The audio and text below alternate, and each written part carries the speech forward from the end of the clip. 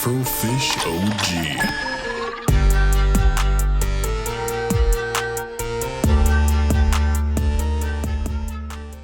What is up, everyone? It is Taylor on the Afro and the Scorp podcast with the section where I call Afro Go Solo, but it's not really solo because I got my special guest today. I don't know. I haven't found a better name for it. I've been doing this podcast thing with my friend Spy Scorpio for probably about a year, 2 years, but I've been doing it by myself for probably about almost 4.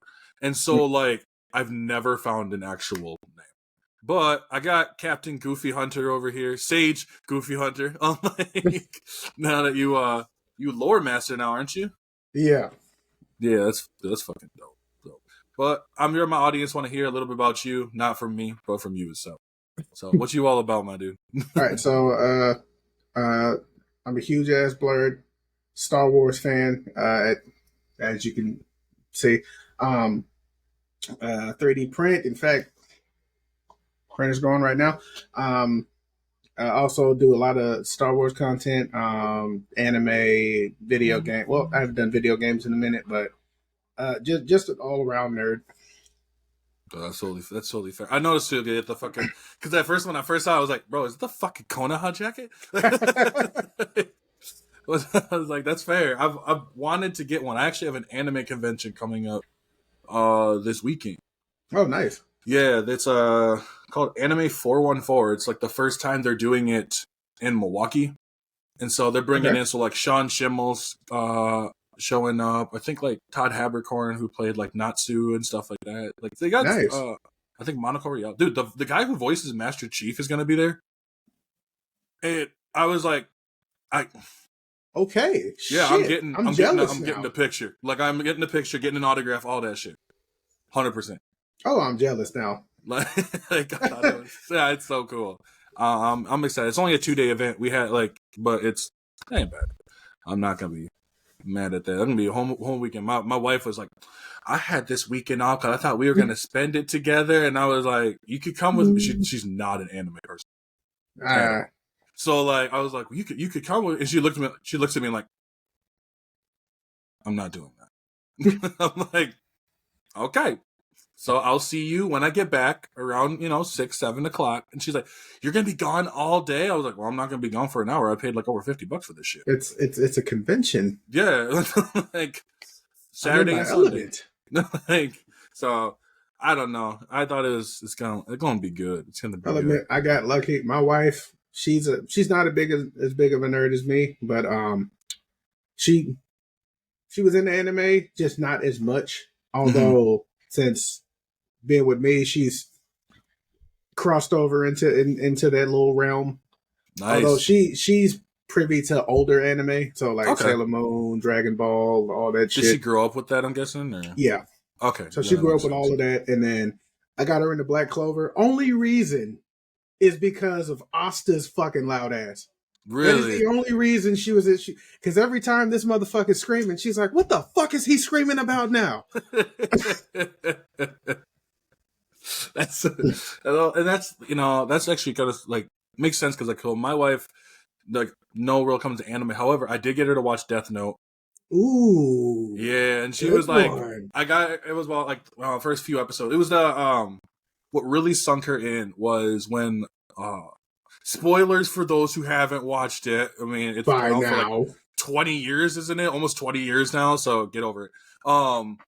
But it was that where Light is talking to Ray Pember's wife, whose name I can't think of. And he outsmarts her and gets her to do the evil. So when she saw that, she was like, holy shit. And I was like, yeah, the dude's smart. Really smart. Way smarter than me. I would have flubbed up fucking right off the bat. I probably should have wrote my own name. I would have gave that shit up. Just end it. Well, they're like, oh, damn it, can't get her name. Fuck it. Right? The whole time I was like, I wouldn't be able to use a Death Note. I'm not smart enough to use a Death Note. The whole time I'd be sitting there writing names and being like, I'm not gonna lie, these people would stop outing themselves. Just some idiot cuts me off. Hey, what's your name? Yeah, what's your? Can I see your driver's license? Oh, that's a funky name. see ya. And just fucking walk You're out. like, why'd you need that? Oh, Insurance. podcast. I'm We going to talk about unique names, and then we write your name in our death note as a ritual. No, and that's the thing I loved about that, because there was another one we watched was Kotaro Lives Alone. I've heard of that one. And that one got her, like, and I think it's because, I mean, my wife wants to be a mother someday and all that, you know? So when she saw, like, the little 4-year-old and how he's, like, acting by himself, and she's like, I'm like, oh, no. No, we watched the full, yeah, we watched the full thing, like, and it was good. But, like, it was, like, it's a good show, though. But in all reality, it was a good show. To this day, my wife was surprised by my number one favorite. And in fact, a lot of people are. So my favorite anime all time is Spice and Wolf. Really? I've never seen Spice and Wolf. So I came across it by accident on fucking Netflix.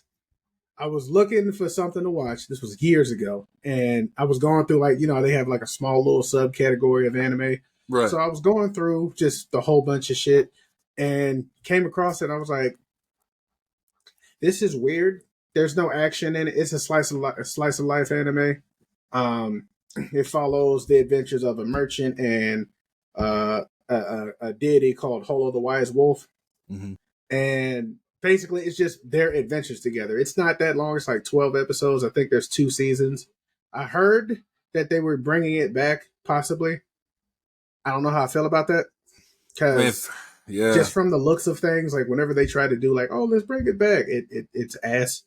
No, yeah, it is pretty bad. Well, that's like When They Cry, which is a horror anime, and that one was, I think it was like early to mid 2000s, and then they brought it back in 2020, and I couldn't get into it. Don't even. No, I stopped. There's a couple of them that I've heard that I've needed to watch, like Free Run. I heard it's really good. I will vouch for Free Run. Because I went on like a huge like exploratory journey for anime because I just wanted to watch a whole bunch of shit that I haven't watched before. Because I watched all the shows that I needed to watch, so I'm like, okay, screw it, anime. Free Run was one of the top ones that I came across. Also, Apothecary Diaries, which feels like that shit feels like those two are pretty much kind of like neck and neck. Okay. Apothecary Diaries for me just felt like it felt like a soap opera in anime form. I'll have to go check that one. Because shit goes down in that fucking anime, and it's ridiculous. Really? So, like, the one I watched that I kind of did the same thing where I was like, I just want to find something, and it was My Happy Marriage, right? Saw that too. That was good. I was like, and I loved it. I sat. It was 12 episodes, and I was like, this is great. Absolutely amazing. There might be a second season, but I'm not gonna lie, I don't want one. I don't need one. I don't need one. It was good enough just for the one. Like I do wish that the Sacred Blacksmith got a second season. Sacred Blacksmith, because that was that was a favorite of mine. That was also like short, like 12 episodes. It was really, really good. Just didn't get a second season. I'm pretty sure they probably continued it in the manga, and I'll probably go back and read everything. But I'll have to check that one out too. It was like the Grimm Variations. That was the one I was looking into. Did you watch that? Oh my God!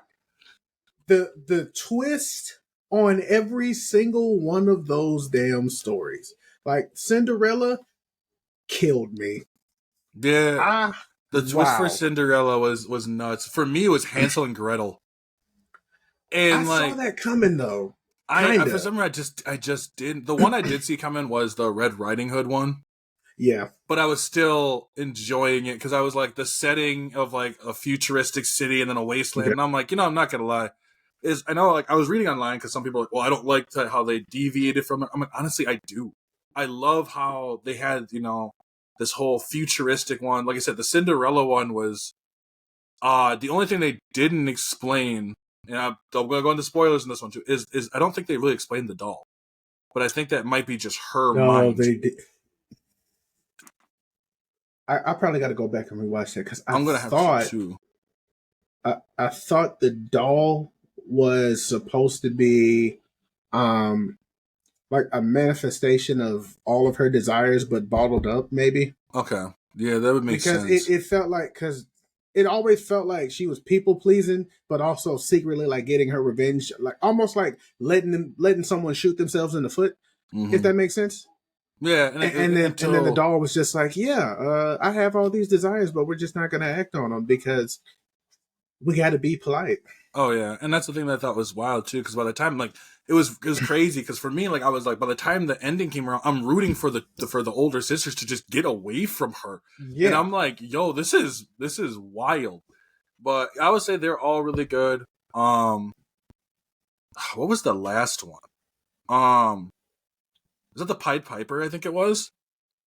Yes. Yeah, that one Yeah. had me for a trip. But I thought that was Yeah. really cool. Like it was just interesting. But I really That hope one for that was a fun anime for me. yeah, I really hope that they continue with that one because there is so many fairy tales you could do with that. Exactly. But I think Like, taking them in the way that they did was wild. But have you seen an anime called Golden Time? Golden Time. That isn't that the one that's kind of like a JoJo's almost kind of wild over the top. No. This one, it's another slice of life type. It's a drama slash slice of life type. Okay. It follows the adventures of a kid who lost his memory after an accident shortly after he graduated high school.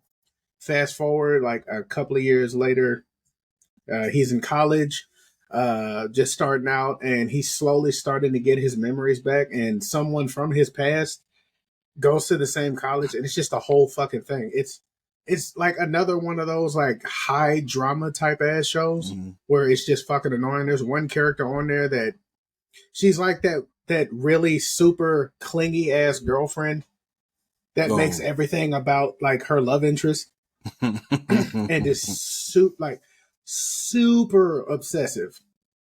Oh Like goodness. she literally chased this guy to the same college that he went to. He didn't tell her he was going there. She found out, enrolled in the same classes because she was supposed to do fashion at the other college. He wanted to get the hell away from her because he grew up with her. Like as kids, they lived next door, and she apparently thought that they were going to be forever together forever. And she had this whole plan for their entire life. She'd go to fashion school, Oh he'd my become a god. lawyer, and he finally he kept telling her like, "We're not together. Like, stop telling people we're." It was a whole thing, and that it's 24 episodes. I'll I probably go check watched it out. I watched every single one of them, but god damn it, that shit was annoying. See, the one I've been. Cause I always try to do like 2 TV shows at a time because that's about my Yeah. limit before I start to lose track. It only took me a fuck ton long time to figure that out, but because I would be like watch like this show and this show and this show, but like if I can watch it read them in like manga form, it's a lot easier, anyways. Yeah. But like it was Go Go Loser Ranger, which has been kind of fun, honestly. It's kind of lighthearted, doesn't take itself too seriously, but it's basically if you combine the boys and Power Rangers. Okay. I like that. That's all I can I really like say. that. Yeah. And then the other one I was watching, I watched the first couple episodes was Batman the Cape Crusader. How is that? The first couple episodes were okay, so kind of hit and miss, and I think it's because of the villains themselves. So like the first one features the Penguin, but like it was big thing because they did this female. We're doing a female Yeah. Penguin, right? I remember for me when I first heard it, I was like, okay, like let's see what is different. Though I went by the end, loved it, and I think it's just because I love the Penguin anyway. Like I mean, personally, my favorite version of the Penguin is from the Batman TV show, which doesn't get talked about enough. Yeah. It also features my favorite Joker, and that's I love Mark Hamill, Kevin Michael Richardson playing the Joker. Yeah. It's so fucking good. Yeah. Yeah, I got to give it to him on that one. He's that was a Joker I absolutely adored. But you have there like she's like an old mob, like the old mob boss lady. She's got the 2 sons who are kind of idiots, but it's good. I enjoy. They're just fucking stupid. But then she offs one of her sons. Like It's not even like Shit. if, ands, or buts. She just straight up is like, nah, I should have aborted you. I'm just doing it later. But but yeah, she also late one of them. Stage abortion. Post-pregnancy abortion. And so I was like, damn, okay, but she's cool. The second one features Clayface. I don't like that Clayface. I love Basil Carlo. I've never been a Clayface fan, to be honest. I like Clayface in the original animated series because I loved the whole concept. I did not know this until I watched a video on it. He was originally supposed to be gay in the animated TV show. Bullshit. Yeah, because in the original one he has his assistant, right? But his assistant was actually supposed to be his boyfriend.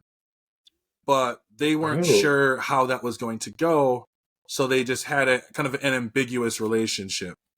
So kind of like Bert and Ernie in Sesame Street. Yeah, pretty much. So, but in the Batman TV show, they brought him as Ethan Bennett, which was Bruce's friend that got turned into Clayface. And that one was cool. I actually enjoyed that part because, I mean, it felt like he actually really lost someone. You know what I mean? Bruce lost one of his few friends he actually has. Yeah. But this one, it's not. It's just like, really, it's just the face thing that can get changed. And I'm like, there's something about him just being this monster and never being able to go back that I love about that. You know? Yeah. Also, I'm not gonna lie, shapeshifting is one of my favorite powers ever. Like, if they tell like, what's your ability? Shapeshifting. Like, I'm not. There's no ifs, ands, or buts. You know? I'm partial to the whole cloning thing, like being able to create like my own clones. Mm-hmm. Like not so much that I can create a whole ass army, although that would be dope. But I couldn't stand an army myself. Like exactly, like we just straight brawl. Yeah, right. Exactly. Like fucking Naruto when he's like, yeah, I just use clones and then I would just fight them, and I'm like, that's not fair because they all poof in one hit. There was a filler episode about that shit. Yeah. Where he made a whole bunch of clones and they didn't want to do shit for him because they felt like they were being taken for granted. That was the weirdest fucking episode. Because I was on their boat ride to when they had to go tame the Ninetales. Yeah. And I was like, I'm not gonna lie to you, I hated I thought the episode was funny, but when I started thinking about it more, I'm like, yeah, I can't think about this any farther than haha, because this is gonna piss me off. And it breaks so much shit. Yeah, that's why I'm glad it was fucking filler, because Jesus Christ. I think they overdid it with that episode. That's what they got. They got Naked Guy in that episode. They did. Yeah, because Guy was like, oh, I don't want to show that I don't have any weapons on me, so he chose in naked. And I'm like, yeah, we're done. And I'm like, Guy, you just flashed the Yeah, it's one of the clones that doesn't matter. He's like, don't worry, no one's gonna know. God damn it. And just, it is. It's one of those episodes, because I remember that whole arc, right? That whole arc of them, by the time they get there, I hated it. I had to stop watching. Because it was like, because the first episode is like the girls have like a cookout thing, right? And I'm just like, yo, your village just got nuked. Like what the hell are we doing? Right. And then they went through that whole like everybody's character development fucking shit. I hate that. It showed, like, I was like, dude, if you couldn't develop them up until this point, like we know you hold Tintin, okay? Justice for Tintin, for fuck. You hold the fuck out of her character. She had so much promise, and then boop, nothing. You killed my boy Neji. like Neji, you couldn't sacrifice like fucking Tintin. No. But that's because they knew that no one would care. That's the unfortunate part. And then their excuse was, we killed off Neji, so Naruto would end up with Hinata. I was like, that doesn't make any sense. That sounds worse. So he's only with her because he feels guilty. That is ass, sir. So like, yeah, everyone wanted him to end up with Sakura. I was like, I didn't. No. Ever. No. No. Like, no. She fucking emotionally manipulated his ass. Mm-hmm. You know the thing that... And then... I'm sorry. Oh, you're good. One thing I will say that I always wish they did with Sakura was the one thing I wish they did was have more shit with her, because I do think they're like, oh well, she's easily weak behind them. Yeah, because they're basically gods. Like, it's kind of not really fair. But I will say that she is, when it comes to her medical ninjutsu and keeping their asses alive, she's on par with them. I had someone say, well, anyone could have kept Naruto's heart alive. And I'm like, the fuck? No, the fuck they didn't. She stuck her hand in this dude's chest. Pause. And was fucking working his ass like a puppet. The fuck? Nobody thought to do that shit. No, and she's the only one that was able to do the proper rhythm, the beat, everything. Like, that was fucking wild. The fact that she was able to heal Kankuro early on when none of theirs could. That, like, how she came, because it was meticulous. How she came up with using that damn gel to basically, because she couldn't, like, pull the poison out of his blood. No. So she had to use it to basically absorb the poison and then yank it out. And then she devised her own antidote. That it's not permanent, but it at least allows you to not be poisoned for a short period of time. Like, who the hell can... Ino can't do that shit. No. And that's why they said that, like, that later on, one of the Tsunade's biggest things was that every team needs to have a medic, which I don't know why they just didn't, because that just... I don't know, maybe I played enough squad games to know that they just, like it took y'all 2 whole fucking wars to realize you needed a medical ninja? Right, like, no, we're fine. It's like, yo, you're missing an arm. Like And then those like, what was it, 3 tenets of a medical ninja or some shit? To not get hit, always be the last one to survive. Yeah. And once you've mastered all of those tenets, you can't engage in combat, but once you mastered all of the other tenets, you could then whoop ass, but you have to be able to, like, master like medical taijutsu or some shit. Well, it's that seal thing that she had, which basically allows her to just to regenerate pretty much instantly, almost. Yeah, and think about how much fortitude, like, she had to spend days just pouring a little bit of chakra into that seal every day of her damn life. And just the focus on that for that long. Only to have Madara be like, and I took that personally, and then he dropped a tree on her. Motherfucker was like, no. I'm not gonna lie. Like, there was a I don't know if you know who Nux Taku is, but he's a YouTuber. No. He was doing these greatest flexes, and they were like the biggest flex fails in anime. And I don't remember if he talked about it, but that was one of my biggest flex fails, is when they try to trap Madara, and they're like, "Oh, this is the power of the 5 Kage," and he's like, this is some bitch mode right here." Like, just when fucking Onuki, the fucking Tsuchi Kage, asked him, "Why did you hold back against us?" And his famous line was, "Why would an adult go full out against children?" And I was like, dude. I think one of my favorite ones is when he tries to use his particle style. He just absorbs it. And he's like, "Are you senile?"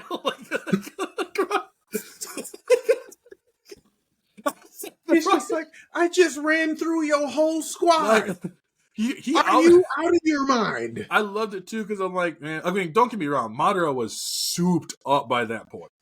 Like, yeah. But even I think, non like Edo Madara, not alive, not with Renegon or anything, still would have whooped ass on the 5 Kage. It just would have been a higher difficulty. I really believe that. But it'd been high. Okay, so it'd be weird. So it'd be higher if it was just Madara.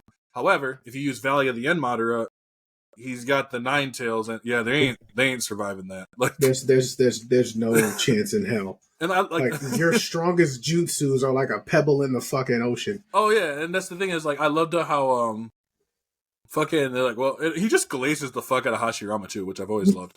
He's like, well, Hashirama can do it. I'm like, it's really funny. 10-10 did the same thing. There's this Neji's fight with Naruto.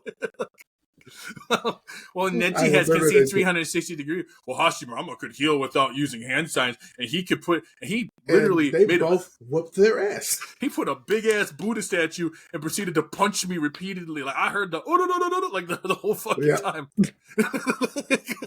Like, when he brought that up, and I was like, I know you guys are supposed to be enemies, and you guys were once friends. But this is that playground shit. Like, well, Derek has all the Transformers, so I'm like, after a while, I'm like, yo, dude, I don't want to be that guy, but you're kind of meat riding. Like you were, can you hop off the wooden tip, please? just for a moment, because I'm like, this is gonna be bad. And the fact that Hashirama is a fucking goofball, just like fucking Naruto.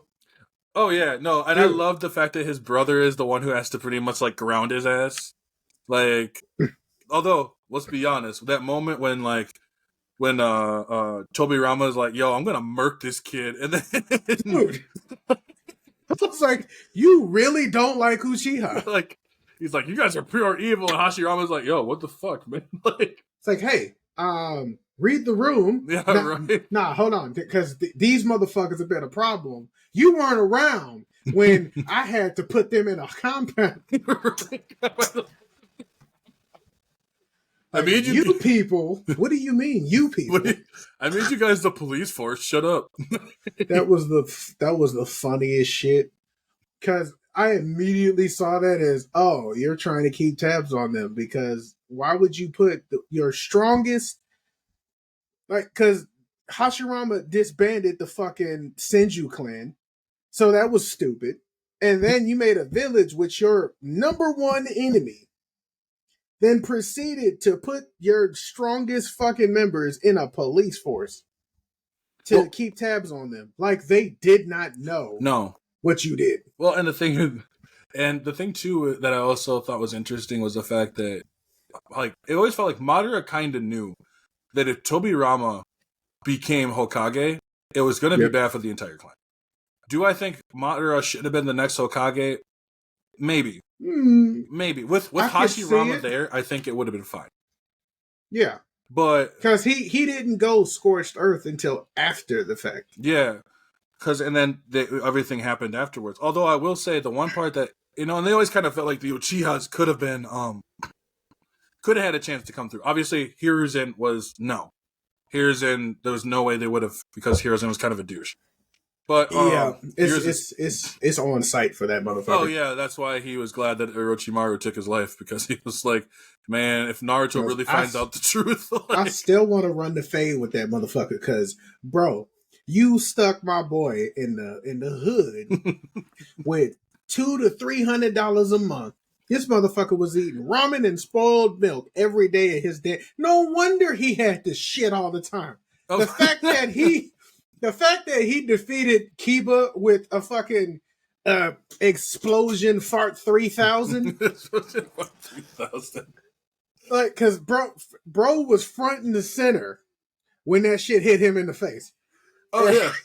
And that's like, I loved when they're like, oh my god, his senses are like that of like 1,000 times more, and I'm like, so oh no. Like it was one that I felt bad. Akamaru was pissed at you. Oh yeah, no, exactly. Like, and that's the thing about it too, is like, yeah, when it comes to the third Hokage, I can't stand him. But like, what's really funny is the fourth really didn't do a whole lot either. He just he wasn't around long enough to. He was only there for, I think, it was like only a few years, I think it was. Yeah. But the one thing that he didn't really get a chance to actually do anything. No. But he did. He stopped the Nine Tails. We'll give him those props. And kind of fucked his son by leaving him in the care of irresponsible jackasses, who were irresponsible jackasses, because look at their children. Right. Well, I mean, that's like Asuma left the village because he couldn't stand being around his own daddy. Oh yeah, exactly. Granddaddy. And that's the thing. No, it's his dad. Was his granddad? I thought it was his dad. Ooh, yeah, that's his dad. Yeah, that's his dad. Which makes sense. I'm thinking of Konohamaru. His parents were fucking Anbu Black Ops, and they died. Asuma's I'm not gonna lie. Like, Asuma's death did not hit me that hard right away until Shikamaru's fight with Hidan, and then it got to me. It hit me because the moment fucking dude did this shit, I was just like, bro, like that was he wasn't my favorite character, but I thought he was dope as shit because this motherfucker always wanted to run hands with them chakra blade knuckles. But that's like, y'all know what? That's the part that pissed me off though a little bit, because I'm like, bro, you were part of the Sarutobi clan, who can use these high level jutsus like it's no big deal. Why the fuck weren't you using Why are you just running hands? like, and then he used that Buddha stance shit. Right. That other Buddhist dude was using to whoop their ass, and I'm just like, You mean to tell me you knew how to use this damn jutsu, and you still let this motherfucker somehow swipe some blood, lick it, and then proceed to fucking give himself the good old stabby stab. Give himself the old stabby stab fucking seppuku shit. Like, you know, and that's the thing is, like, that's what always bothered me, because I love Shikamaru. I really do. I like Shikamaru a lot. And I think the little filler episodes where they had Shikamaru being like, oh, you know, actually asking questions about Naruto. Why do people not like Naruto? And I think his dad gave him the perfect answer, or person question, being like, well, what do you think about it? You know what I mean? Yep. I love that. I love that shit. So it made sense when Shikamaru became his advisor. When he becomes Hokage, it made absolute sense. Like, because the moment he called himself his best friend, I was like, see, all the other kids besides you and Choji and Hinata, fuck them. Fuck all of them. Fuck Ino, fuck Tenten, fuck Kiba. The three of you motherfuckers had Naruto's back. I'm not gonna say from day one, because y'all were kind of like, well, they were influenced by what their parents were, which at that age made sense. But then they didn't listen to it, and they were like, he's not that bad of a guy. No. He is a goofball, but I mean, it also made sense that out of all of them, like, Shikamaru would be the first one to start questioning it, because he was that smart anyways. But even though he kept playing it off like he wasn't, and I'm like, see, those are them kids that are the smartest when they act like they're not. Mm-hmm. No, exactly, and that's what I liked with. I liked it. I liked it though. Like, I have to admit, like, that was some shit that I know it was filler, but it was a good kind of filler. You know what I mean? Yeah, it's the filler that gives context. Right. Like when they gave us the that episode series of what happened when I think it was the third grade Shinobi War, when the fourth Hokage and his squad were dealing with shit, and what happened with Obito and Kakashi and Rin. Mm-hmm. We were able to find out what the fuck. I'm glad they did that, because just talking about it is one thing, but actually getting to see what the hell happened just brings you a level of context that you kind of understand the character a little bit better. Yeah, well, and they added to it too, because I know, like, for example, I know the part with Obito, like, getting the eye and all that shit, but yeah, watching him actually do which also led, I'm not gonna lie, to one of the coolest fucking fights, which is Obito versus Kakashi's. Yeah. Yeah. To this day, when it comes to hands, that was insane. But I will say that, like, there was quite a few moments with Naruto that I genuinely heartfelt, like, and just enjoyed. Like, I mean, I'm glad that they had that moment where Naruto kind of lashes out at Tsunade for letting Jiraiya go. And of course, he's not going to know the context of it. Yeah. You know? And so, yeah, when he gets mad at her, it made sense that he was going to, not knowing that she was basically there telling him that he doesn't have to leave. But we knew that she didn't tell him that, because she knew that it's not that there was not no point in telling him, but she knew that was the closest thing he had to a father. Mm-hmm. That was his godfather, for fuck's sake. And he never even told him that. No. I don't think he ever knew that he was his godfather. I don't think he did. No. But he didn't need to. I think he found out when he read Tales of a Gutsy Ninja. Yep. Because I'm pretty sure there was like a message towards the end of the book or something he wrote in there. And just finding that shit out and realizing just how much he loved Jiraiya and how hard it hit. Because he almost thought that they were fucking with him. He was like, stop playing. Like, there's no one that could defeat the Pervy Sage. And I was just like, oh, fuck. This is about to hit you like a goddamn freight train, my friend. We all saw the moment. And I think every even, you know, every anime fan, especially, I mean, I was much younger, obviously, during that time. But it was like that moment when you saw those two talking. And he's like, oh, man, you always lose your bets. Oh, fuck. And I'm just like... But if he's gonna go out, he gotta go out like a fucking champ. My girlfriend at the time was straight up bawling. Dude, I cried I was in class. Like I was in class. We were on break, and I'm sitting in there, and this was back when, you know, you could actually watch anime on websites before they outlawed the shit. So I pulled it up, and I'm just sitting there watching, and then there's the shit, and I was like, he's gonna wake up, right? Like, he's gonna come out of this, right? And then they fucking end the episode, and I was like, let me go to the manga. Read the manga, and I was like, you sons of bitches. Like, I know he was a pervert, but goddamn it. Oh, no, exactly. And, the thing that's, it's really, it's kind of a funny one. When it came to, like, people are like, oh, he's the pervy sage and all that shit. And I'm like, I'm not gonna lie, have you ever worked with seniors? I was like, if you've worked with seniors, I've worked with seniors, that's my job. Yes. I'm like, yes, you will see the perverted old man. It is not a trope. It is literally a thing. The truth. It's crazy. So like, y'all need to stop putting that in anime. Those are motherfuckers like no, they are. And I'm like, yeah, the only thing that's worse than that is pervy women. That's the other one that's worse.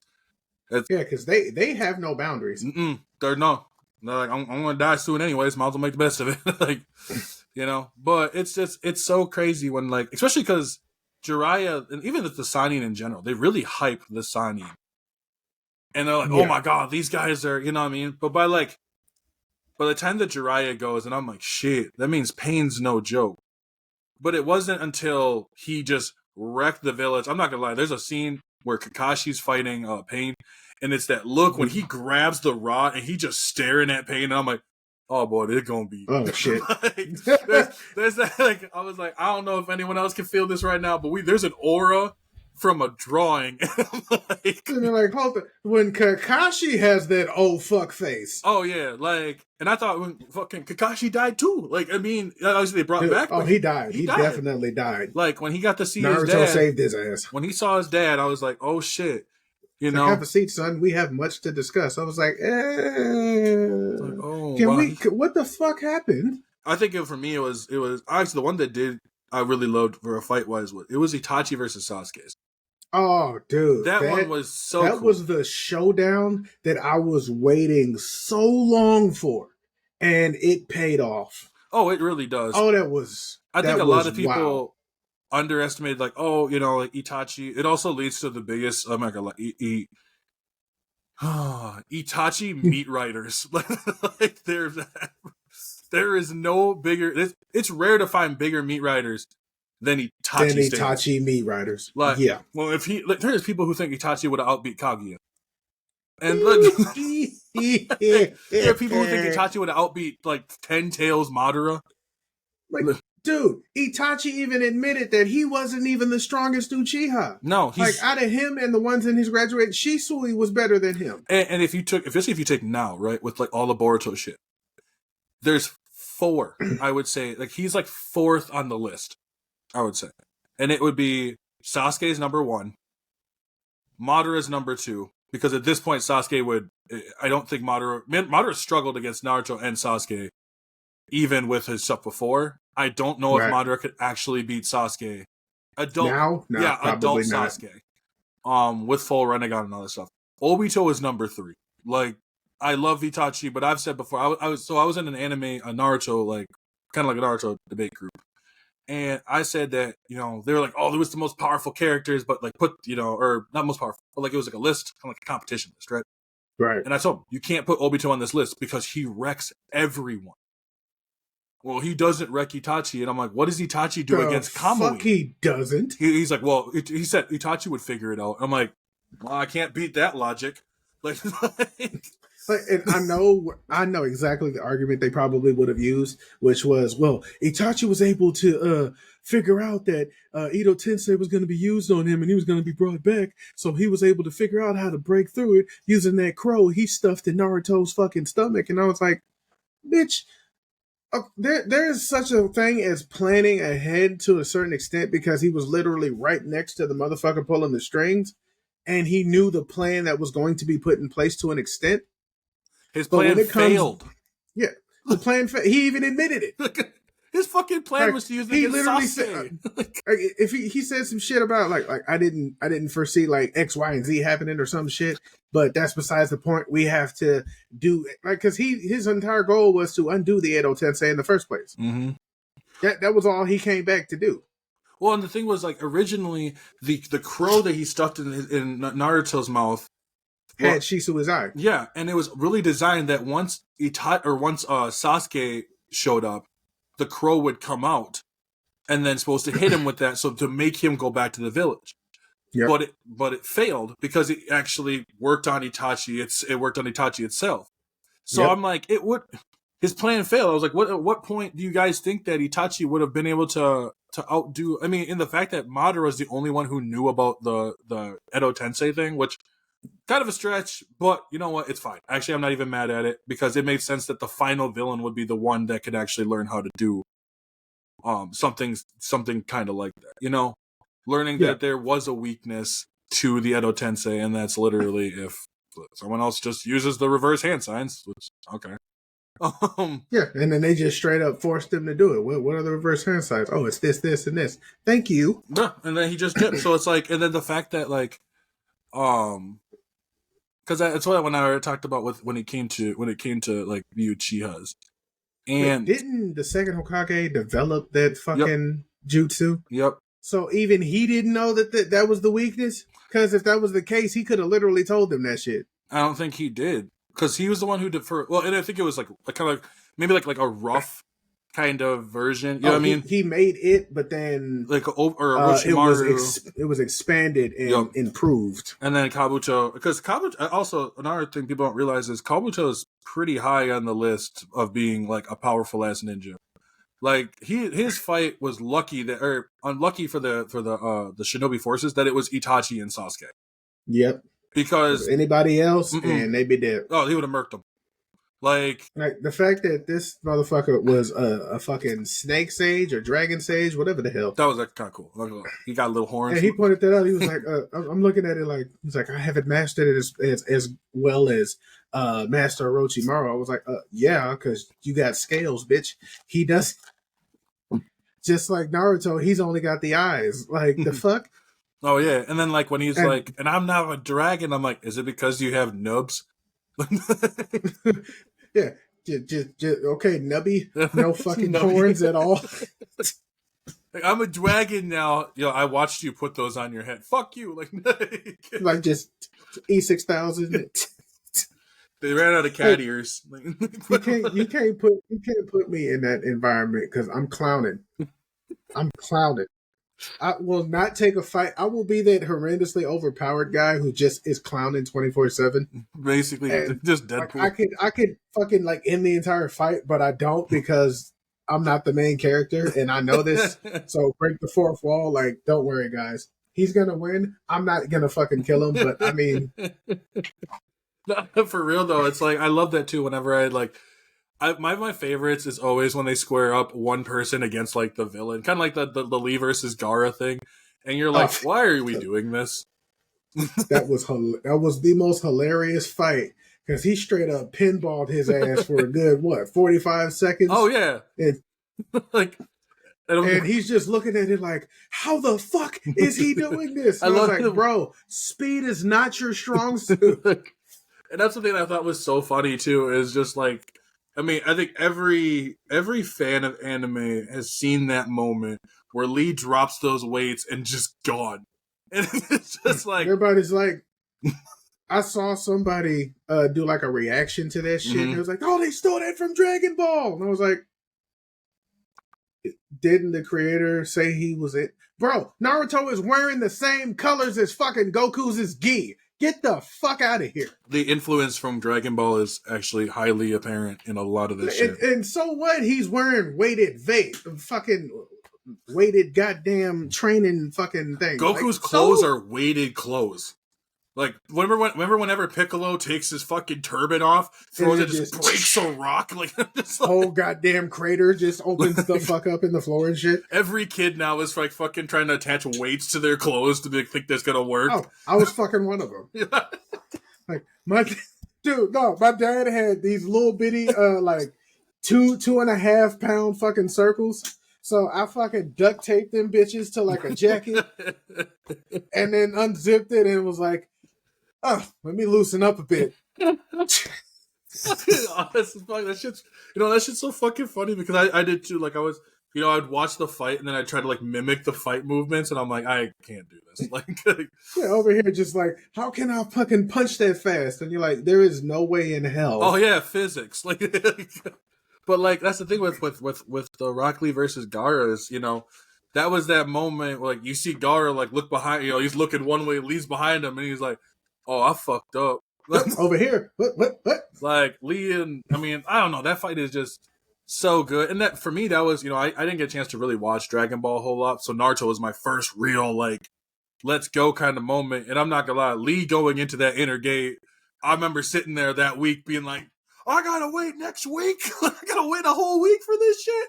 Like, I remember they were watching because we were at the sleepover at my cousin's house. I did not know that was Naruto.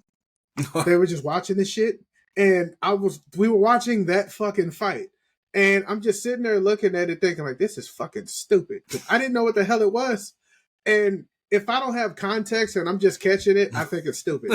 So true. I'm just like this motherfucker is not that fast, and then he drops the fucking weights, and I was like, I stand corrected. Let's see what happens here. So there was it was one of my first times watching Naruto. I'm watching it like I have my brothers next to me, and my dad walks in. And he's like, my mom's behind me, and he's like, well, I don't know why you guys watch this stupid stuff, right? And I turn and look with no emotion on my face. I'm like, you watch people shooting animals for sport. And just turned back and kept watching fucking TV. And my dad did not say anything and walked out of the room. That was the perfect embodiment of kids have no chill. Guys, and it was just like, I remember my uncle saying some similar shit like that. He was like, I don't understand why y'all watch these cartoons. Like, they're not entertaining. I was like, didn't you watch fucking the Jetsons and Astro Boy? And he was like, shouldn't have told you that. And then walked the fuck out the room. And I was like, dude, like Astro Boy, don't get me wrong, I love Astro Boy. I thought that shit was fucking awesome. But you getting on us about the anime we're watching, it's from the same damn genre, minus fucking Jetsons. And I'm saying, like, bro, the Jetsons weren't even that entertaining to me. No, it's not. You know how many people thought that when 1999 became 2000 that we were just automatically gonna turn into the Jetsons? Meanwhile, I had to point out, like, oh, did y'all know that apparently the Jetsons and the Flintstones were they were in the same time period? Yep. It's just the Jetsons were below them bitches, and they had evolved and fucking grew up to cities in the sky. When someone pointed that shit out, I was like, oh yeah, my mom was y'all in a goddamn fucking multiverse, and y'all got the nerve to talk shit about us. Well, and that's why it's so funny, because I didn't think, you don't really, when you're a kid, you don't think of like what's a cartoon and what's anime. You just find out what's enjoyable, right? So like for me, it was like some of my favorite shows, especially during. I'm sure you're probably the same in that regards, where we got to see the gloriousness of the Saturday morning cartoon rush. Dude. Okay, the Saturday morning cartoon. It was a rush. I don't think people want to understand how important that was. Like, especially, I had two other, 6 o'clock in the fucking morning. Mm-hmm. Your ass is up, big ass bowl of cereal, from 6 to 2:30. Nothing but amazing ass cartoons. And you jumping like fucking crazy. Because I got I got Sonic X at one time, but Sonic X coincides with fucking Metabots. And then right after that, I got Beyblades, but I got to make sure, because 11 o'clock or 10:30 was Yu-Gi-Oh, right? Yep. I gotta make sure, as long as I get to Yu-Gi-Oh, it's fine. But I also want to watch my Teenage Mutant Ninja Turtles, and I got Jackie Chan Adventures. I got Shaolin Showdown, but like nobody watched fucking the ABC Family. But like you know who did? The fucking, I felt bad. It's like the kids with the overprotective parents, the one who were like, you can't watch this show because it's for the devil. Dude, I live next door to Jehovah's Witnesses. Oh. And when I tell you that this little kid, Chris, I'm not going to say we grew up with him. He was a couple of years younger than me and my brother. But he used to come over our house all the time to play and shit.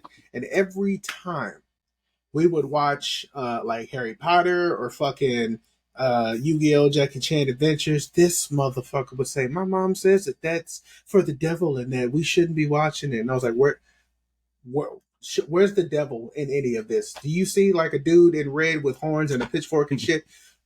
And raise your kid up to be Bobby Boucher. And sure as shit stink, there was a Looney Tunes episode with the devil in it. And I was like, fuck. That's what. Okay, so that's the thing that's kind of funny too. Is when I looked at some of the old Yu-Gi-Oh cards, like the very first ones, and I'm just like, Dark Ruler. The ones called like Dark Ruler Hades, right? I'm like, oh, it's kind of be Hades, right? And it's got it has the blue ball thing, like little blue ball things on the side. And I'm like, oh, that's not bad at all. And then I looked at the uncensored art and their horns, and I'm like, oh, damn. Shit, guess he was right. Then that one was like Dark King of the Abyss, and I'm like, that didn't say devil. That didn't say devil. Like, but that's the thing is so funny to me is like the parents who became so like scared that like, oh my god, my kid's watching, their minds are gonna be poisoned. It's like the violent video game thing all over again. Dude, the amount of times I didn't heard parents say like, I don't let my kids play Grand Theft Auto because it promotes violence and death. And I was like, I got a question for you. What is that game rated? Oh, it's aiming for mature. What's the age restriction on aiming for? If you ever bought it, did they ask you for your ID? Yes. Then why the hell are you letting your children play that game? Because my kid said he likes it. Like, oh my god! So I used to work at GameStop, and that was that thing. Is that we had this lady, and I'll remember the story to the day I get Alzheimer's, and like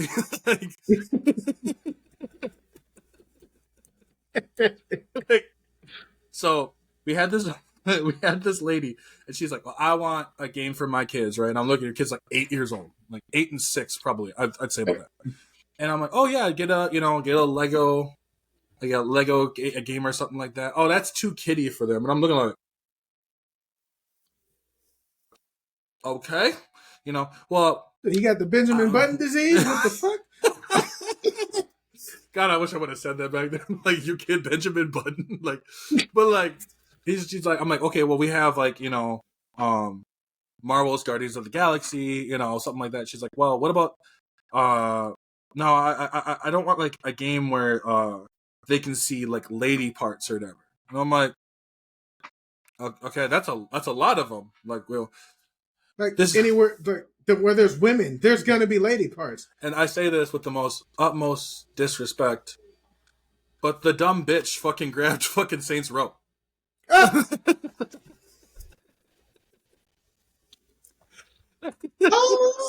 And so she gets Saints Row.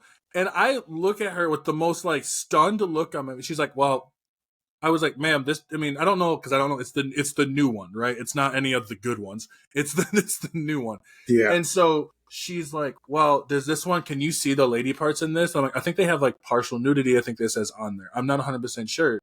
But that one usually has, it has a lot of violence in there too. Well, I don't care about that. I just don't want them seeing lady parts. I'm like, so you don't want them... You're fine with him running around with a gigantic extended dildo beating the shit out of people. The penetrator, best weapon. I don't care what anybody says. Greatest weapon. I will put that weapon up with like the fucking BFG 9000 super shotgun or energy sword straight up. That is so it's my favorite weapon. Like beat the shit out of people with Yes, I am not mature. But who the fuck wants to be an adult all the time? And so that's why, like, I was so mind blown. I had another customer be like, "Man, that really does." And she's like, "I know what I'm buying for my kid," and I'm like, "You heard it? No, okay, you don't. Okay, do you want to get the protection plan on it? Of course, yeah, sure, awesome. I got my quota. Fuck off." And so I'm sitting there, and the guy looks at me with the most like. I'm like, bro, don't even, whatever. She'll be back bitching about it. Yeah, she came back a different day when I was off and complained about the game. I forgot which game it was. I think it was, this woman, I work at Toys R Us. Oh boy. Back when they were still open. That's showing my age, I know. And they had me in the gaming section just for a brief moment. I had to cover somebody's lunch. Mm. So I'm in there, minding my own business. At the time, I think Naruto Ultimate Ninja stuff. No, Naruto Broken Bonds came out. Oh, the 360 one. Yeah. Okay. So she came in. She was looking for that game, and I'd already had it. I was like halfway through the game. So I was telling her, "Oh, the kids are gonna fucking love it. It's amazing. It follows like X, Y, Z from the anime." And she was like, Okay. Is there blood and gore in it? I was like, absolutely not. There's none of that. It's just fighting and no blood whatsoever. She's like, are there any nudity? I was like, no.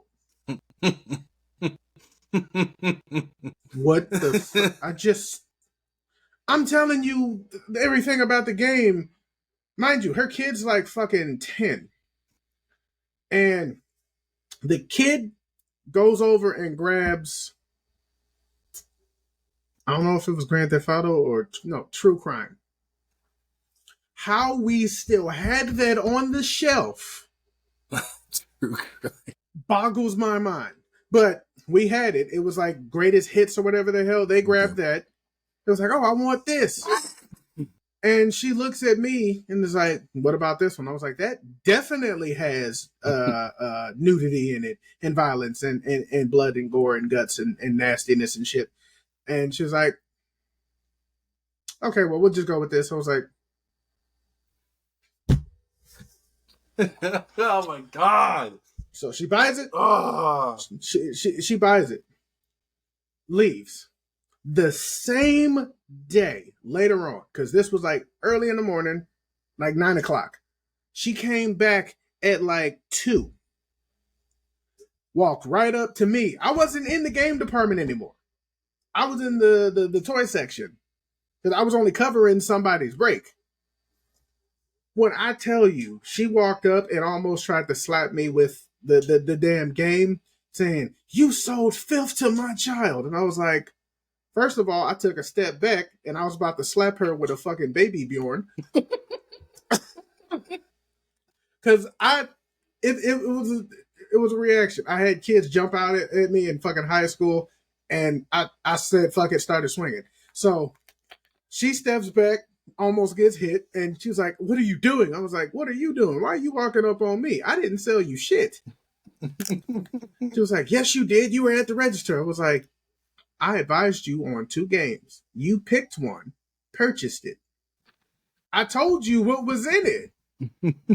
She was like, well, you didn't try hard enough. I was like, what was I supposed to do? Drop my pants and shit on the counter and then write, this has nudity and violence for shock value? Like, and my manager, Jim, and by the grace of God, I love Jim because that dude had more common sense than most.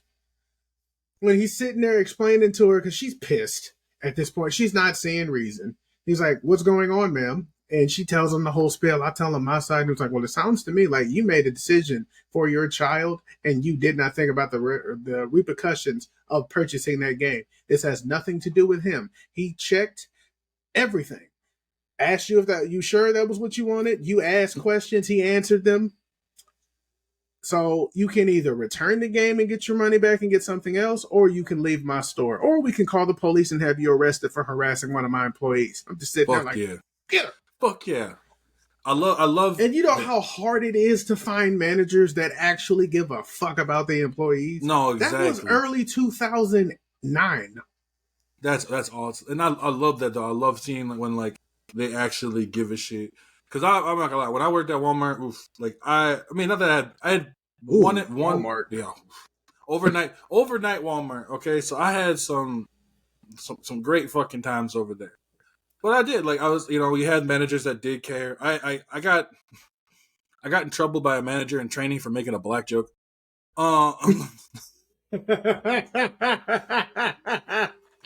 How do we get in trouble making jokes for ourselves? So, and the only thing was, it wasn't even a black joke. It was just a fact of, like, so my coworker's about to swipe out, right? And I walk over and I go through and I swipe in front of him. And he's like, oh, you think you can swipe in front of me? You can cut in front of me because you're black? I'm like, hell yeah, I think I can cut in front of you because I'm black. I earned that. And and this lady who's probably about 4'10", right, walks over. And so, I'm 6'2", so I gotta, but like, she's like, how do you think that makes other people feel? And I did the proper thing. I could have easily, like, bent over and been like, well, sport,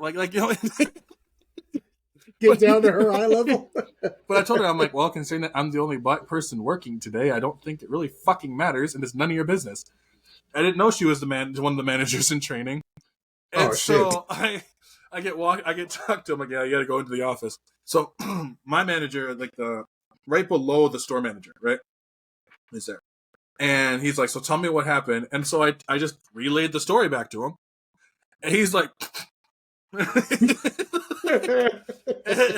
So he tells her, he's like, it's not that big of a deal. You know what I mean? Like, it's not that big of a deal. Like, in reality, it's not really even a joke. Like, he's telling her, like, you got to learn, like, what things are joking, what things not to. And she's like, well, I don't think, there's certain things I don't think we should joke about, and he's like, okay, well, make sure to don't do it again. The most condescending tone. And then I left. He ended up finding me later, and he's like, bro, that's funny as hell. And so, and I, but it is like, when you get a manager that actually has your back on shit, yeah, it's the best feeling. It's the best feeling, period. I got in trouble for making a fried chicken joke.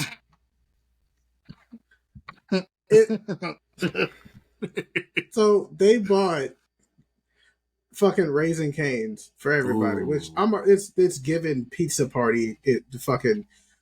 Like, I see what you're doing, but this is a step up. Like I walk in, and they're like, "Hey, you want some Cane's?" And I'm like, "Nah, I'm good. Cane's ain't got no seasoning." And she was like, oh, "I'm sorry. What do you mean by that?" It's like it's simple. Raising Cane's doesn't season their chicken. Like if you've there's not a lick of sodium on that chicken. And at this point, the store manager is behind me because she was the one that paid for it.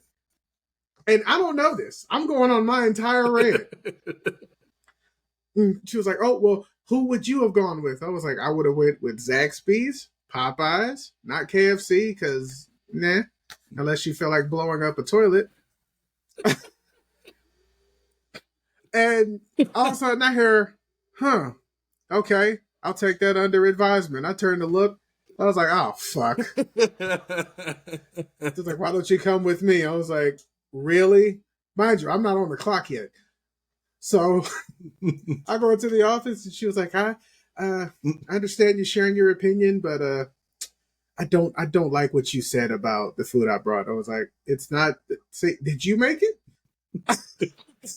I'm still being an asshole. I get nervous sometimes. I misread the situation, so I'm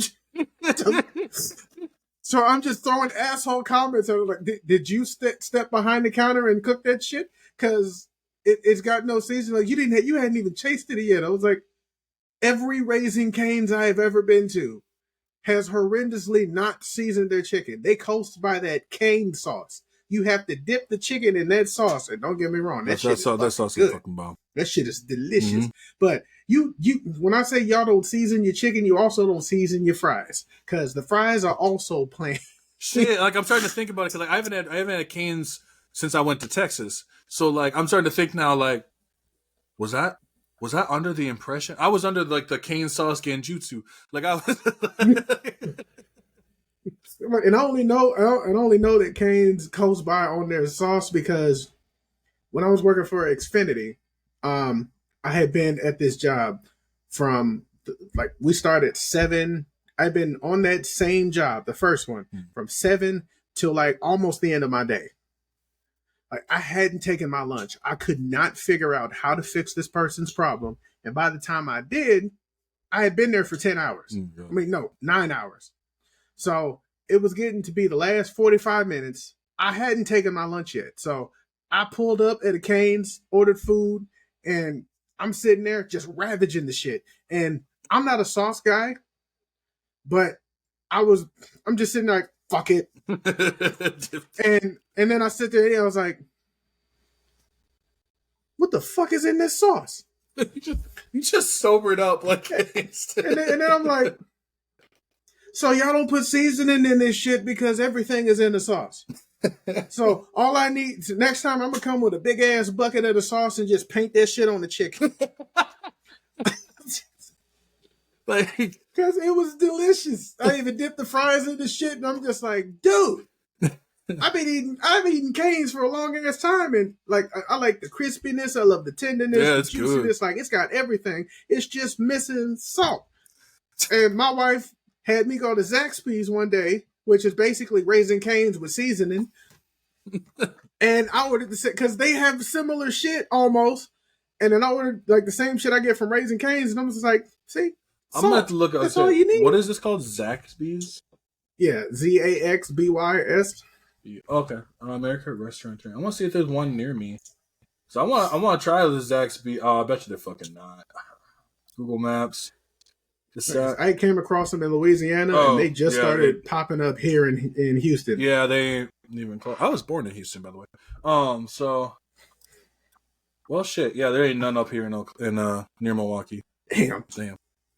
I kind of feel bad now. Nah, it's one of them franchises up and moving. I'll take a trip to Houston. Like, what are you here for? I'm here for Zaxby's. That's it. It sounds like when I went back home to California, there's a chain called Nations. It's like an old timey 1950s diner style fucking place without the racism. I like it with the racism. It gets extra spice. Like they're known for their pies and shit, but they also have great fucking like burgers and shit. So I hadn't had Nations in the longest fucking time. So there's one that was down the street from my house growing up that my mom would always take us to. And that's also where we went after like prom and shit. Okay. The fact that they were still there, I was surprised. So I get on the bus because I didn't have a rental car at the time. And I was like doing the whole nostalgia shit, like getting everywhere the way I used to before I got my license. So I hopped on the fucking bus because their public transportation system is amazing. And I get there, get off, order my food, and just sit down, and someone was like, "You look very familiar." I was like, "No, I don't." Don't. She was like, "Are you sure? Like, do you come here all the time?" I was like, "Bitch, I haven't been here in like 7 years." She's like, "How do I look familiar to you? Like, my entire appearance has changed." And then she was like, "Did you come here for fucking prom? Did you go to Richmond High?" I was like, "The fuck is this? The FBI?" She was like, "No, I remember you with your date because you and a whole bunch of kids." And I was like, "There was a lot of kids that came here." It's like, "No, but you specifically got up on the table and took your shirt off and did this." And I was like, "That wasn't me. That was Ronnie." And she was like, "Oh yeah." I was like, "Yeah, I was the fat one."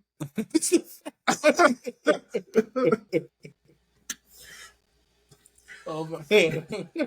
And I had to call his ass up. I was like, "Hey, you remember at prom you took your shirt off and fucking whipped it around on the fucking table and shit, and we almost got arrested?" He was like, "Yeah, well, they fucking remember you, so you might want to stay away from nations sometimes." Well, that's why it's funny. So like, when I used to live in Eau Claire, Wisconsin, right? I miss like the 24-hour like Perkins and shit like that. I do. I miss that shit hard. But one of the funniest times I ever went there, and I would go there on like, get like 1, 2 in the morning. 1, because I'm hungry. 2, because I'm lonely and depressed. But that's fine. So I just ate to solve my problems, and so that's the most American thing I've ever heard. I was depressed, but fuck it, it's fine.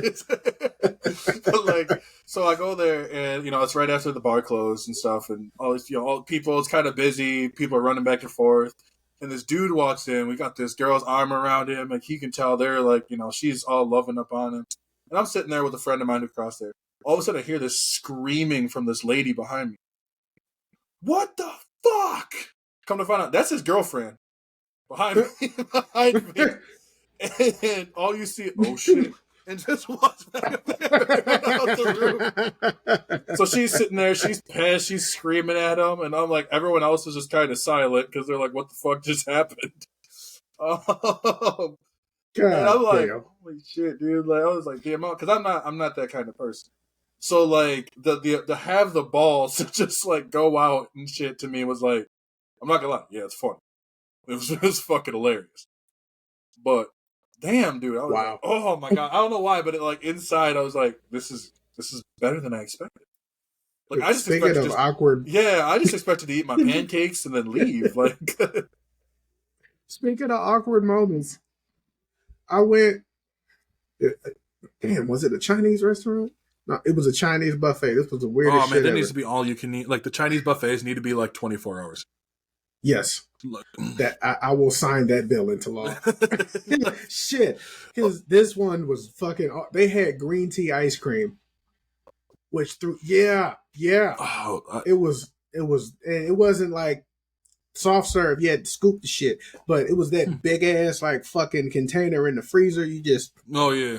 so like that's the only reason I went there. That, and they had some bomb ass fucking ribs, like the dog dick red ribs. Mm-hmm. Them bitches. Yeah.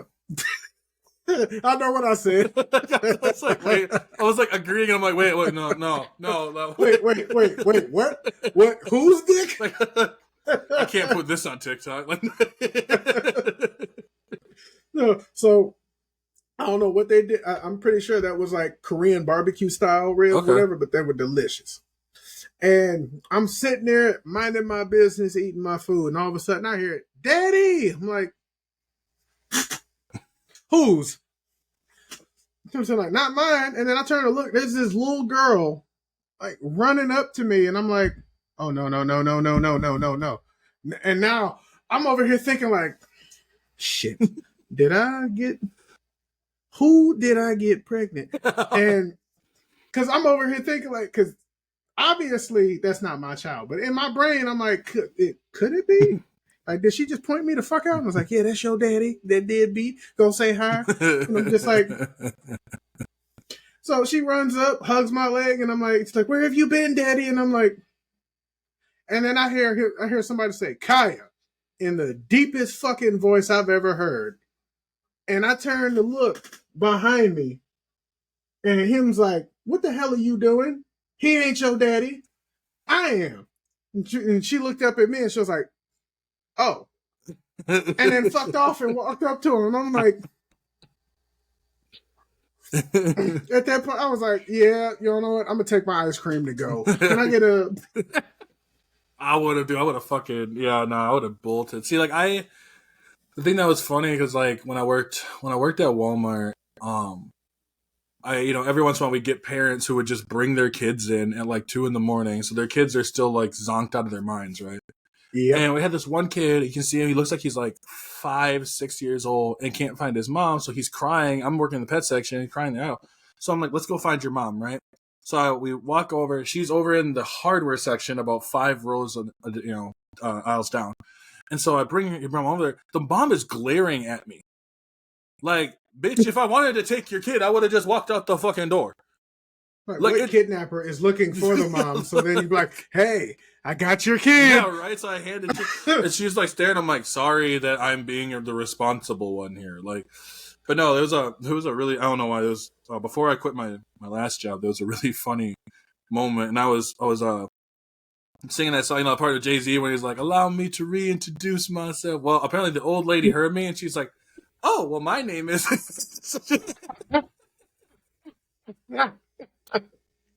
It's like, oh, no, it's a song. Oh, okay. I thought you forgot. No, I did not forget. But I did. I loved working. It's weird to say I loved working at Walmart, but the amount of stupid shit that would happen. And they just never would, they would never fire me for it. Like, I could take pop shots at fucking customers, and they just wouldn't do anything. I loved it. Like, I got talked to, of course, but it was nothing. Yeah, like, I got talked to. Hey, did you? I mean, I called a lady fat. I mean, she was. But who am I to tell? I don't need to. I'm sorry. I don't need to tell someone that they're fat. Okay, like you are riding in the cart like this. You obviously know that. Right? Like you can't get up. I can tell. Right? You know what I mean? Like Jesus, your legs probably weigh more than my body. Like all of a sudden, right? Well, I just realized. Like, you should still treat me with respect. Well, if you treat the fucking chicken with respect, ma'am, you are gravitationally challenged. Like you look like you don't you don't chew your food. Like you inhale. But she got mad at me because we didn't have Mountain Lightning. Not Mountain Dew. Mountain Lightning. We did not have Mountain Lightning. So she was like, well, you guys don't have Mountain Lightning. Okay. Like, I don't give a fuck. Right? And she's like, well, this is ridiculous. I'm going to let your manager know. I'm like, well, it's not like you need it anyways. So she's like, hey, why did you say? You know? But I loved working. What I loved working was in like I had the toy section and electronics section. I don't mind working in toys and electronics. So I'm not gonna lie, the toy section is just fucking nostalgia flashbacks the entire fucking time. Whoa, look at that! Like I'm shit. like, is that a Bionicle? Dude, they got Dragon Ball again. Yeah, right. Like as soon as I saw Bionicles, I was like, oh Bionicle! Oh my god, that takes me back. But like, what I hated about with the electronics section. So I was in the electronics section for about 4. No, it's for a long time, like 4 or 5 months, right? And I had to listen to Frozen every night. And they would just play it on replay. So I listened to it about 6 times a night. There's only so many times you can. Do you want to build this? So, but it got to the point where I could sit there and I was like reciting the lines, and they're like, "Oh, you must watch Frozen," and I just would point, and like that little joking, like, "Oh, you must watch Frozen." And so. Like, I'm sitting there, like, and I'm like, yeah, that's right. All these little kids, the kids who are running around being like, oh, my God, Frozen. Yeah, I know Frozen better than all you little fuckers. Like, it's do you want to build a snowman, not can you little shit. And so that's why I love Disney. I can like shit. I love Disney. I can shit talk Disney all day. Also, did you see that they got the cast now for Hercules? They are. Oh wait! I think I saw they did the cast. Let me see if I can find the live action. It's not Dwayne the Rock Johnson, is it? He's done it. That's all I'm saying. I know. We don't need a repeat. Yeah, I know. Well, that's the thing is I don't want to have him touch anything. Don't get me wrong. I like The Rock. I really do, but. I could use a little bit less sometimes. He's the same guy in every movie. No, he is 100%, and that's the thing that like gets me kind of upset because people are like, "Oh my god!" Like they hype him up way more than he should. Like I don't hate The Rock, but I think it's only fair to face criticism just like everybody else. Yeah, like when he started out doing like the rundown and walking tall, okay, that was all right. Even when he did Snitch, it was pretty good. But and then the game plan, Race to Witch Mountain, Journey to the Center. Is it Journey to the Center of the Earth? Furious. Because I don't. Was it? Yeah, he did the sequel. Yeah, he did the sequel. Okay, I guess I was wrong. I thought it was official, but it's not. And that makes me damn. This sucks. But I think the thing with like The Rock that gets me the most about he was also in Doom. People forget about that. Fuck, that's right. He is. I think Carl Urban was there too. So, I think he was the star actually. But the thing about The Rock that always got me is the fact of like, I've never saw him in anything that I actually am like excited to watch. It's like I don't watch it because of him. I watch it. He's in there. It's great. It's kind of like it's weird because Black Adam was one where I'm like, am I excited because The Rock's in there? No, I think someone else should have played Black Adam because I'm not gonna lie, that movie script was fucking terrible. Yeah, it was like the action, and they totally ripped off of Marvel with that fucking montage shit. Playing it, they played Black Sabbath. Well, when he was taking down like all those fucking helicopters and shit when he was first released, I'm just like, bro, just keep him as a villain. Like it's fine to keep. Like I don't mind him like ruling to conduct, right? I like that. That's cool. Just keep him as a villain though. Like make sure that he all he cares about is conduct. So anyone that comes near it, he has no problem executing. Yeah, they were trying to turn him into fucking Dr. Doom for DC or some shit. The only positive I would say out of it was Pierce Brosnan as Dr. Fate. Yeah, that. Ooh, shit, that was peak. That was awesome. Everybody else was doing an okay to fair job, and then The Rock is just doing The Rock. Yeah, Hawkman kind of pissed me off a bit. Yeah. Like, his suit was dope, but the problem. It was a suit. And we know that's him. Like his wings are fucking all part of him, not some fucking Iron Man shit. No, you're right. And that's the thing is like, And that whole fucking like mansion fucking turn it into like a fucking spaceport airport and shit. Like y'all ripped that straight from and fucking dude, I think X-Men. it Like, was from fucking X-Men because it literally looked like the same fucking house. Yeah. And so my thing was the whole like, oh, so we're heroes. We don't kill people. Well, I do. And I'm like, tell me this was made by Zack Snyder. Like, like that's what it felt like. Snyder Cut. Like, right, you're just waiting for the Snyder Cut version of Black Adam. And the thing is, like, I don't mind Black Adam. Black Adam should have just stayed as a villain for Shazam. And I know I like the first Shazam. I didn't watch the second one because like second one was it was okay. Like DC is it really? I mean, I'm happy to see DC doing new stuff. Don't get me wrong. Like, I think it's gonna be kind of interesting, but I'm always gonna look back at the DCEU as a what could have been. Yeah, like in all honesty, I wanted them to succeed because I'm not just a Marvel fan; I'm also a DC fan. Right. And I would have been happy if they were on par with Marvel in terms of quality, but it just felt like they were only pumping out videos so that way they could try to keep up with Marvel because everything felt rushed. It didn't feel like they took time to iron out anything or flesh anything out. The characters were one-dimensional, which we already know that the stories in DC are better than Marvel, but Marvel has better characters. That is all. Yeah, I can see that. I can see that. Because we know the stories in DC are better because when we look at the animated DC movies, they're fucking peak. Oh, yeah. They're always fucking peak. I don't think there's a single one that I have not liked. No, not thinking about it. No, I don't think so either. Although I gotta see the Tomorrowverse still, but the Tomorrowverse movies. But I'll get to those eventually. But I agree with you. But with that, and I'm just looking at it like, okay, if we can just get somebody to sit down and just iron out a nice little fucking timeline. You don't need, and don't tell us what the fuck you're working on. That's a big ass mistake.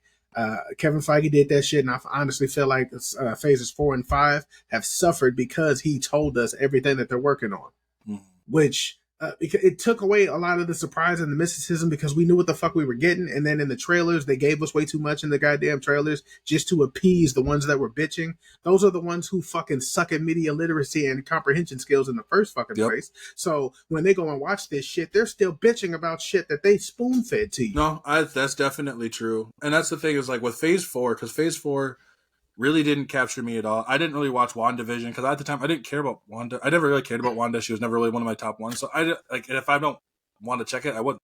So then I went to Falcon and the Winter Soldier. Right.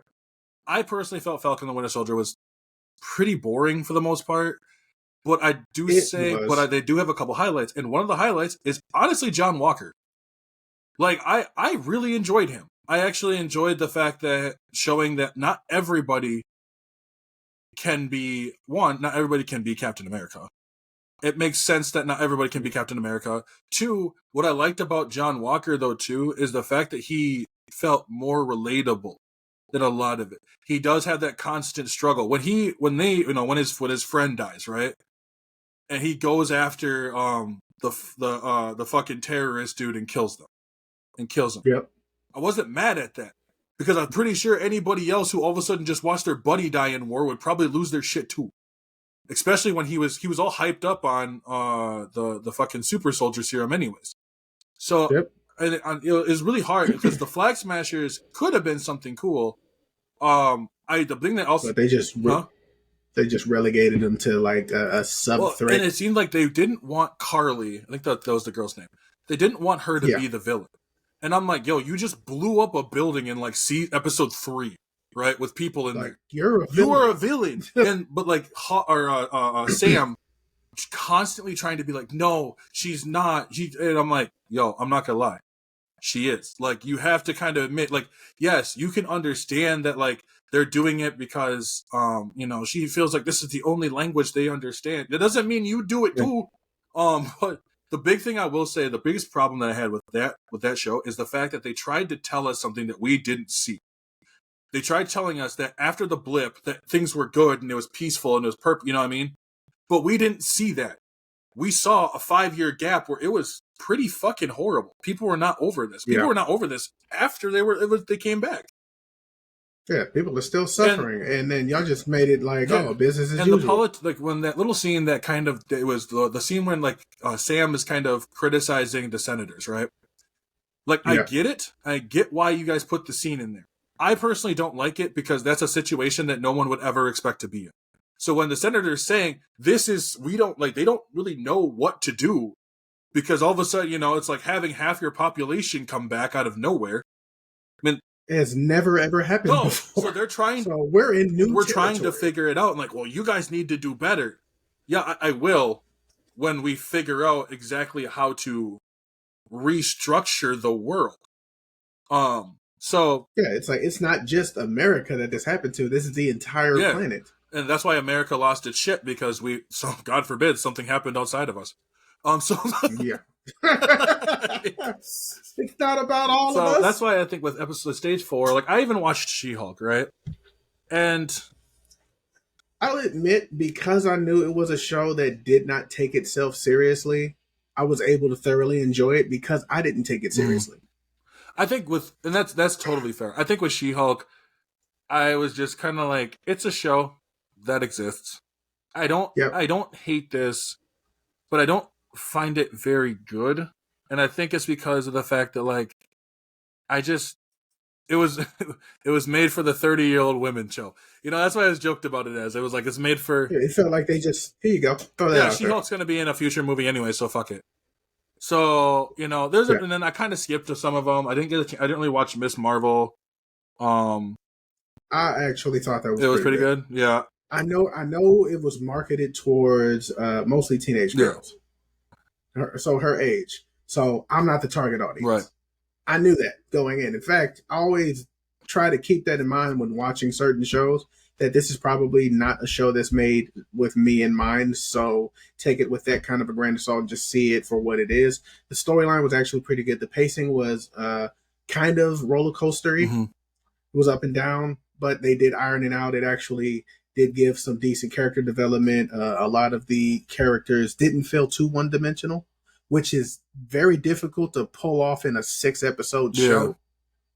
Like, you could see, like, just there was subtle differences, like in Kamala Khan's parents and her brother and her friends and shit, while she's still trying to navigate being a teenager and finding out she's got fucking powers and all this extra shit. Like, for them to be able to contain that in 6 episodes and still give us a character that we can at least start to get to know, it was okay. Right. It was actually pretty decent. That makes sense. It wasn't the greatest thing since sliced bread, but it wasn't the worst. Like, it was enjoyable. That makes sense. Yeah, I never got around to it, so that's why I obviously don't talk about it, but I'm not gonna go bring it up and be like, oh my god, it's fucking trash. You know what I mean? I don't pull that shit. Like it's if a show is bad to me, I'll tell you why the show is bad.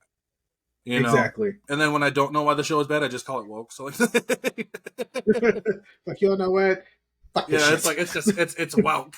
And that was the thing a topic I had with a friend of mine, because I asked him, I'm like, when he's like, well, I can't wait for not to have worry about all the woke stuff, and I just put 2 words, define woke.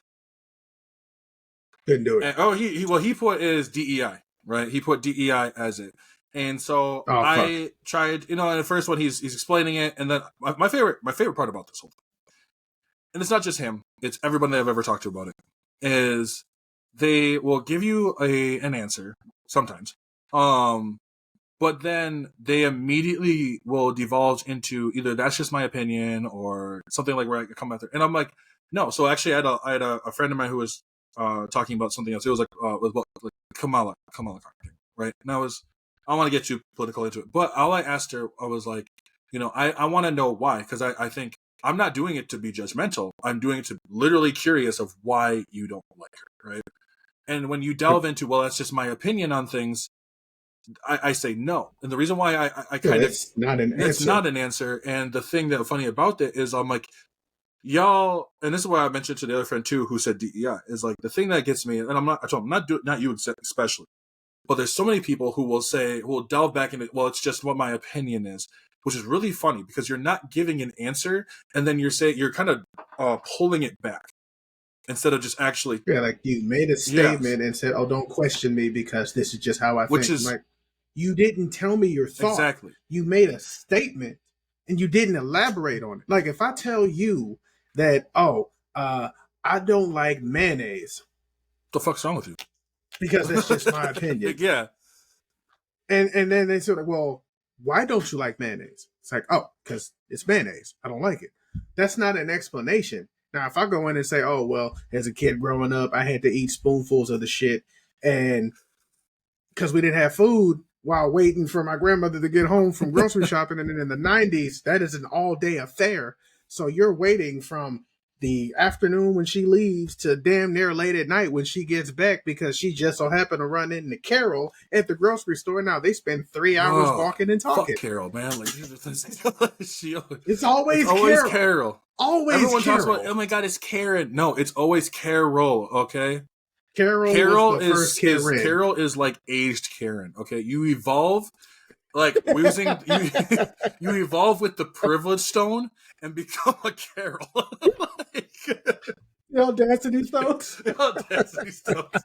So like, and that's why like when I mentioned, because I'm like, what's really funny is like, I'm like, so many of y'all will accuse liberals of being like, oh well, they don't have an opinion, or they will just start attacking no matter what. But when you're kind of doing the same thing. So I said, no, that's snowflake behavior. You know, so I was like, I'm not asking you because I'm judging. I'm asking you because I'm generally curious. You guys don't know the difference between the two.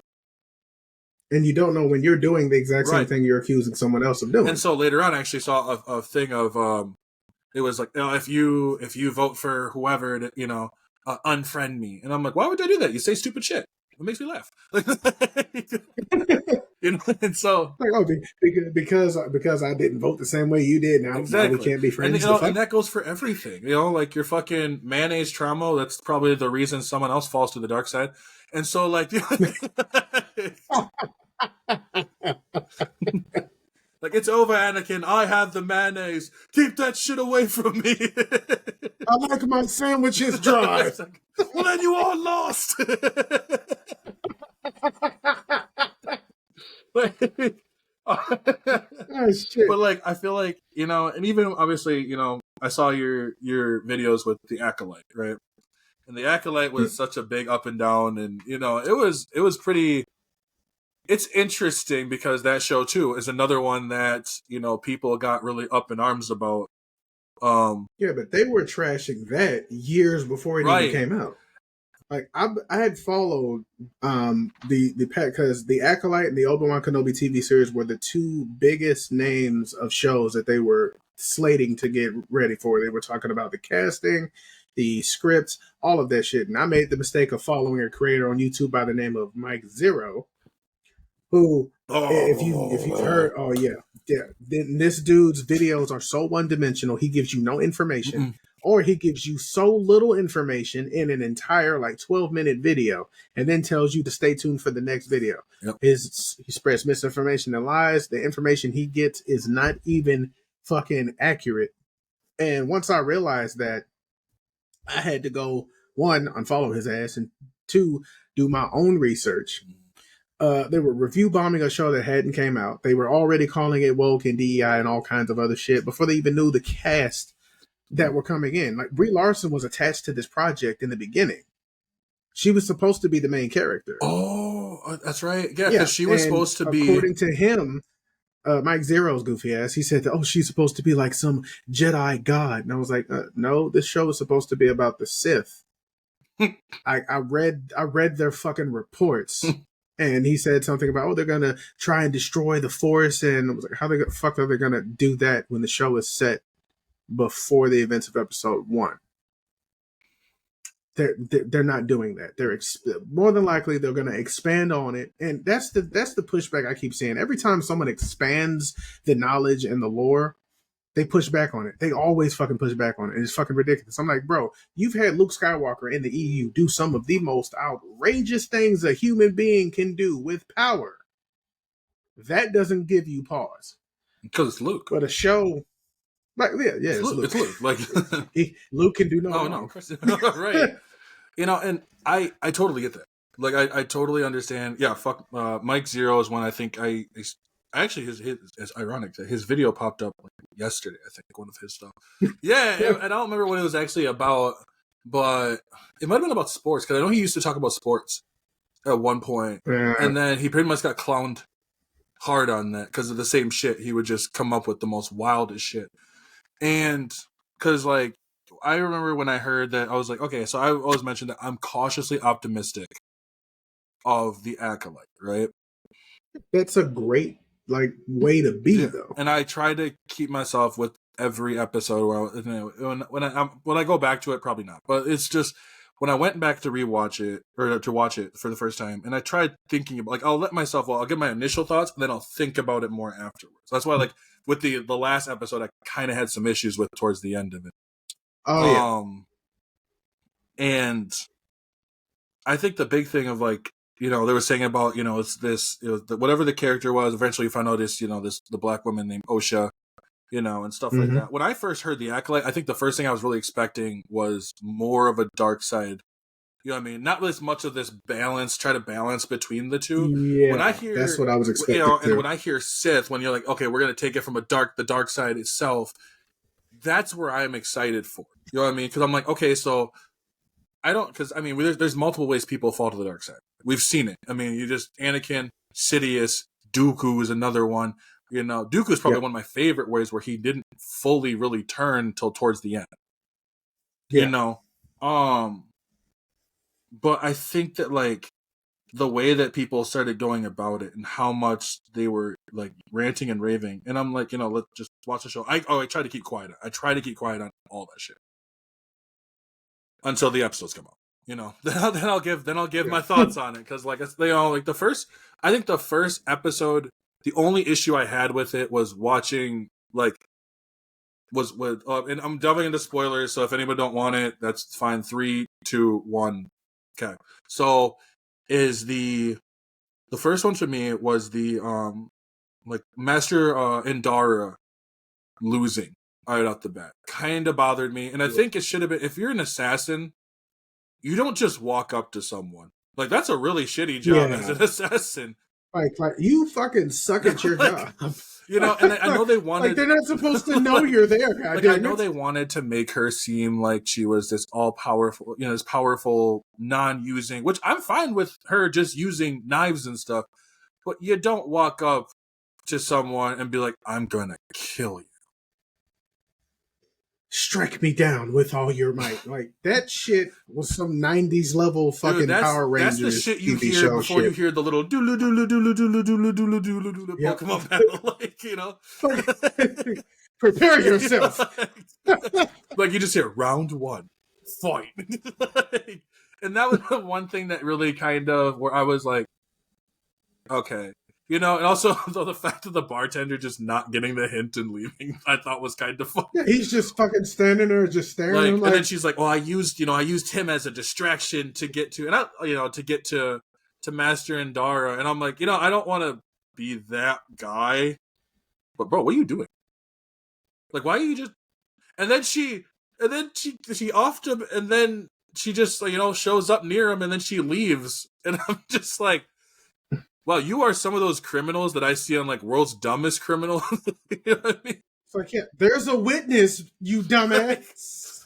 like, and then I know why. I know why she didn't kill him, because she saw his kid like standing there cowering behind him, and she thought back to, like, we know this now, but when the episode came out, we didn't know that shit. She saw it, and she didn't want to be like the person that killed her mother. Right. That was where I understood that. I was like, oh, okay, that understands. But like, you didn't give a fuck about the dude you kicked in the face earlier, or the motherfucker you threw over the railing. Like, God damn it! Like, okay. But fuck, this guy's got a kid. Let me not. Right, the other guys, they all could have had kids, and you were just like, well, I didn't see it, so like. What about everyone else's families? Right. So like, I'm like, you're the reason that all the 3 little kids are going to turn to the dark side.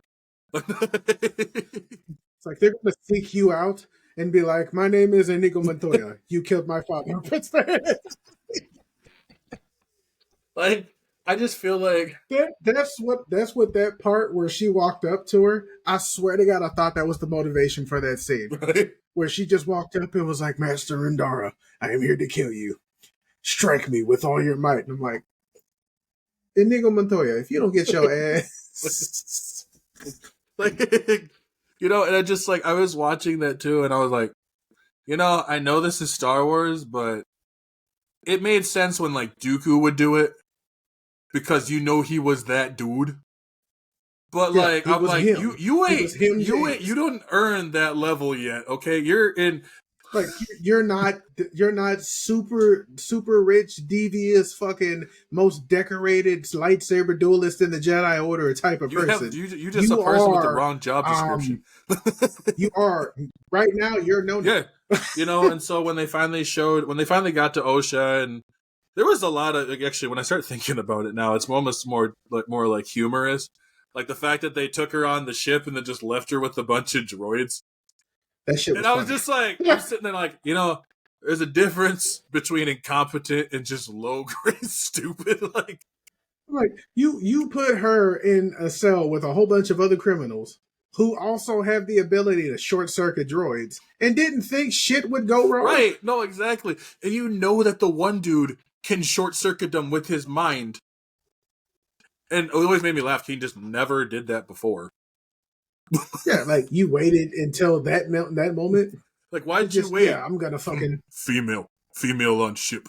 And I was about to say, if you could short circuit the droid, can't you like fucking make them change course? Like the fuck, like you made them drop out of hyperspace and almost kill yourselves trying to escape. Right, you could have been gone anyway. Your logic is horrendously flawed. And I think what made me laugh too is the fact that like, okay, so I don't like Pip. I think his name is.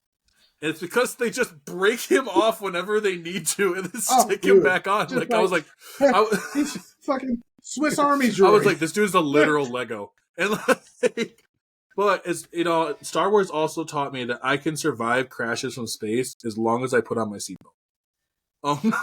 Yep. And they every crash from space to planet, you have survived with the proper seatbelt. The only one that didn't was that fucking senator in the Clone Wars when they were bringing that ransom to fucking Floor. Oh, yep. With fucking Jar Jar, because his shit was busted and he just fucking yeeted into the back of the damn. That's what, like, and I loved it like when they crash, right? And I always, whenever they crash, they're like they lay down like, oh, and I'm like, that's you would be. I'm not gonna lie, never gonna no happen. Injury whatsoever, you know. And it's like they didn't even check themselves for injuries. They're just like, I'm fine. Imagine if they would have found her and she's like half like crumpled. Like, what happened? Like, what from space? Her whole fucking arms just fucking articulated like don't this. Don't worry, we'll put you in a Bacta tank or something and that helps. I'd be like, is it gonna heal my broken bone? My spine. You know? And then I love the fact, like, I don't like honestly the best character in there is Soul. Like, I was the best character in there. Oddly enough, yes. Like, he did. Like, I found out that this dude, who is not a native English speaker, learned English for this role. Oh, yeah. That's dedication. And the fact that he wanted to keep someone, he wanted to be, he used Qui-Gon as a lot of motivation, which I think is fair. Yeah, he did have a lot of Qui-Gon-esque. Yes. Personality, even though he did some dumbass shit. Yeah, okay, so the one part I always say too, you know, moving, like, obviously, like, you know, the one thing is this whole, this type of show that the whole, if one conversation would really solve a lot of this. I laughed when the one mother lady, right, becomes the big smoke thing, and then he stabs her, and she's like, I would have let him go with you. Then why did you transform? Why didn't you tell him that? Like, I was like, no, let him go. You lead this. Now, I think it would have been different. Okay, so like the one other the other mother lady, right? Mother Coral. Yes, I actually didn't mind her being like, no, I'm fighting for my daughters or whatever, to really kind of lose it. Like she also seemed like the way I see it, like her species is very Dathomir, protective of their young. Wasn't it? Yeah, she's Dathomir Sabra. Yeah. So, because the only other place I know that they're born on is fucking Iridonia. Mm-hmm. So aside from that and Dathomir, those are the only two planets that they currently habit, technically speaking. Right. And just looking at that, I'm like, they are very protective of their own. Like we saw, like the Night Sisters literally resurrect an entire undead army just to protect their Right. sisters. I'm So fine with that. Like I was like, it was on no, brand. I was totally fine with that. It was just the fact of like going becomes fog monster, soul stabs her, and I'm like, I'm not gonna lie to you. If I watched another like this person come to a fog monster, and then the other kid just starts disappearing too, I'm fucking gone. I'm like, nah, dude. Like I saw like what happened. I saw her health bar. Like, like first of all, this is Elden Ring boss, and I know how to cheese him. Just yeah. It's like nah, like it was crazy. Like, and someone did mention that those could have possibly been teleportation powers. Like she was going to teleport, like from because they brought up Jedi Fallen Order when Mirren would teleport from place to place. She kind of turned into like a little mist and then transported. So I could kind of see that, but since there's no real context, why is she so slow at it? Because Mirren was like gone. Like yeah, that's not teleportation. It's also not like your teleportation is terrible. Yeah, like even Nightcrawler shit is better. Yeah, Nightcrawler needs to see where the fuck she's going. For all I know, I mean, the fact that she can also make someone else disappear, which would have been nice if we would have saw that earlier. Yeah, like, watched her at be least like, explain that, but it just. I think now. Oh, someone did point out one thing that we didn't see Mother Koro's body return after she became the Mist and invaded Kelnaka's mind, and now that he's dead, like I'm pretty sure that like those sisters, they're all fucking skeletons, but Coral's body they look like the air was nomad never seen, so she might come. Yeah, so just fucking and. Like, I remember people bitching about that. She was like, "Oh, they're just like, there's no way that fire killed all of them." I was like, "You're right, dude." When they're like rocking back and forth, and I'm just like, I laughed because of the scene, not like I mean, not as much of what it represents, but just the scene itself was funny, kind of goofy. Though I'm not gonna lie, like there should have the Wookiee. What's his name again? The Wookiee Kelnaka should have fucked up Torben, dude. Should have fucked up Torben, like. The amount of people who were saying like, "Bro, we got us a Jedi Wookiee." I was like, he should have ripped his arm off. Yeah. The fuck? Like there was because I remember there was before Mace's. I think it was Mace's master was a Wookiee Jedi. No, it might have been Plo Koon's. But there was a Wookiee Jedi, I believe, that used. I watched Stupendous Wave. He was talking about it one time. Might be years ago. Mm-hmm. But he brought up the fact that he learned a version of Vapad, right? And I thought about that, and I'm like, a Wookiee using Vapad sounds absolutely horrifying. Like, yeah, the moment you take that stance, you got it, bro. Just you know what? Just take this. I'm done. No, just fucking no.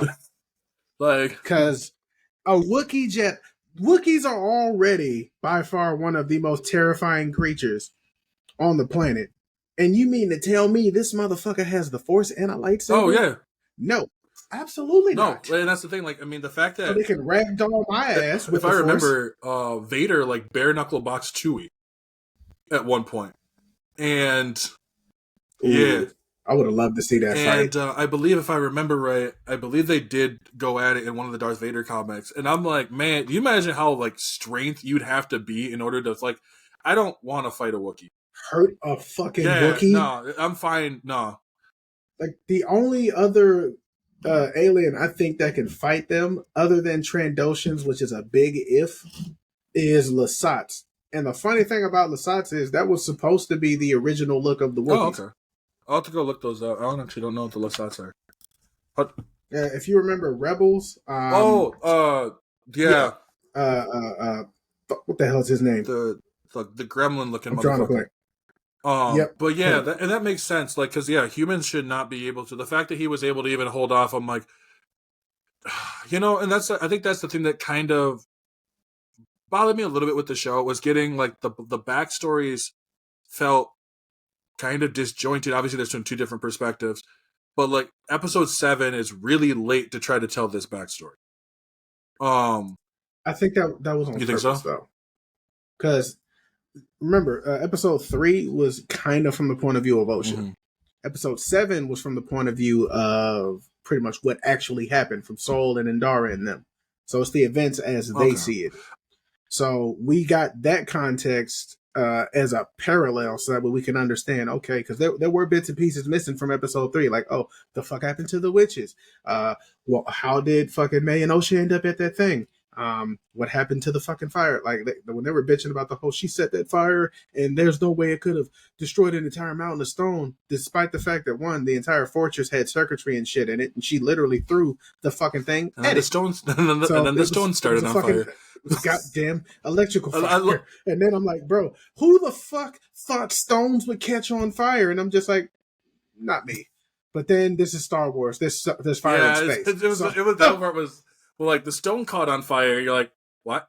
Was it doused in gasoline? Like you're just watching May. Like, May, what is that? Fuck you, OSHA. She wrote it in fucking kerosene oil and shit. OSHA is a bitch. Guess who's not becoming a Jedi? You ain't becoming a Jedi today, motherfucker. Jedi a motherfucker. But like, that's the thing is like, I didn't mind like the backstory part. I thought that was kind of funny that like she used her own like force powers to enter Torben's mind. Oh yeah, that shit was fucking ridiculous. And I'm just like, and I knew she picked him because he was the weakest of them all. And this motherfucker just wanted and to then go I come home. to find out, exactly, like dead ass. And he was like the boy who cried wolf. That's what it reminded me of. He was just like, you know what? I'm just gonna make up some shit as we go. We're supposed to find the virgins. There's the virgins. Let's go grab these bitches and go right. home. No, exactly. Also, I will say the one part that did bother me is there should have been a little more time to develop, I think, between Soul and with Soul and OSHA, because I'm not gonna lie, that gave really weird creep vibes when he just saw her and was like, I feel a connection. Yeah, this is she's supposed to be my baby. Like, he just walks, like, I'm just waiting for him to like start walking closer and like have like Chris Hansen walk on and be like, how about you just stop right there for a second? Like, I'm just trying. I'm Chris Hansen from she is my Padawan. Yeah, I saw that in the text messages. Like, yes. And Padawan is what exactly? Is that what you call your member? Or like it just came off like, I don't think you're supposed to be here vibes. Like, and that's the thing is like, with I get it, trying to tell the Jedi are like, they do make mistakes. They're not the brightest bulbs. You know what I mean? Which always did kind of. Yeah, Ki-Adi-Mundi is perfect example of that. Well, and the fact that to me it was Yoda at the end, right? Oh, yeah. I wasn't a huge on that because it's like, I get it, Master Venestra, right? Venestra is going and telling Yoda what happened, but I'm like, is Yoda seriously oblivious to all of this? It's kind of... I would say yes, and here's why. Remember that these motherfuckers, the entire Jedi Council, literally sat across from the actual Sith Lord they were fucking looking for in the Chancellor's office. And they didn't believe that he was the Dark Lord. They believed that he was being manipulated by the Dark Lord in some way. They never thought that, he could be the one. And I'm just like, what, this old, frail white man is not the fucking Sith you're looking for? Okay. And thinking about that, because I saw, like, Eris Quinones, who I follow, and he's got some great takes. But his takes on the Acolyte just were surface level for me, and what annoyed the fuck out of me the most is when he was bitching about the whole Yoda thing. He was like, you mean to tell me Yoda was on the planet the entire time and he didn't sense any of this and that? And I was like, bro, this motherfucker didn't sense 2 Sith Lords on his own damn planet. The fuck are you talking about? And I think, the one thing that really brought up with Yoda, I think, throughout this, at least for me, for the prequel trilogy, was the apathy. Where it's like, we've gotten to a point where it doesn't matter. So if Yoda already had that mindset, which would make sense if you're alive for that long. Yeah. So if he already had that mindset, I mean, I don't know if there's going to be a season 2. It seems like it's really back and forth right now. Yeah, like I keep hearing that there's a possibility. Yeah. I hope so, because there's some shit they need to answer for. Plagueis. I'm assuming that's Plagueis. Because I can't think of a single other immune on that planet. No. That looks and like also that. the thing too that's kind of weird about it is that is Plagueis running? You know, like is Plagueis the one who taught? Khmer.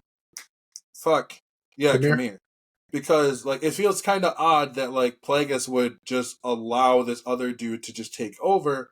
I mean, I know that he's not. I believe he's not as much like a Sidious. He's much more. I mean, he trains Sidious, but like he's more of a businessman kind of thing.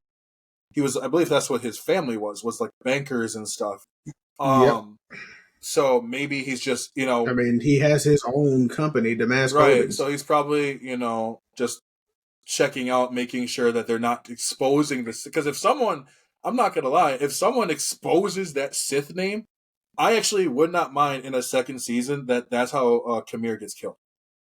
Is by Plagueis, because he's like, let's say Khmer mentions something about this, like he's like saying that he's Sith or he knows something, and all of a sudden he just dies. Yep, just straight. Because now that he mentioned that, the people like you would call me Sith. Like, yo, bro, you can't name drop that shit right now. Like, I've worked way, I worked way too They've been extinct hard for a millennia. Like, no, you on sir. my shit list now. Also, the one thing that with episode 8, what I always thought was, and this was something that it was the memory wipe thing.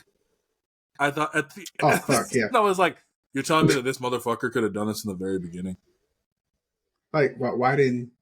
And then I think about that for a moment. Because remember, he brought up that memory wipe shit when they were on the planet after she killed Torben. And when they busted in after he was like, you look so much like her, which was creepy as fuck. But they busted in and was like, yeah, don't like memory wipe me or whatever it is you guys do. And I was like, bitch, is that foreshadowing?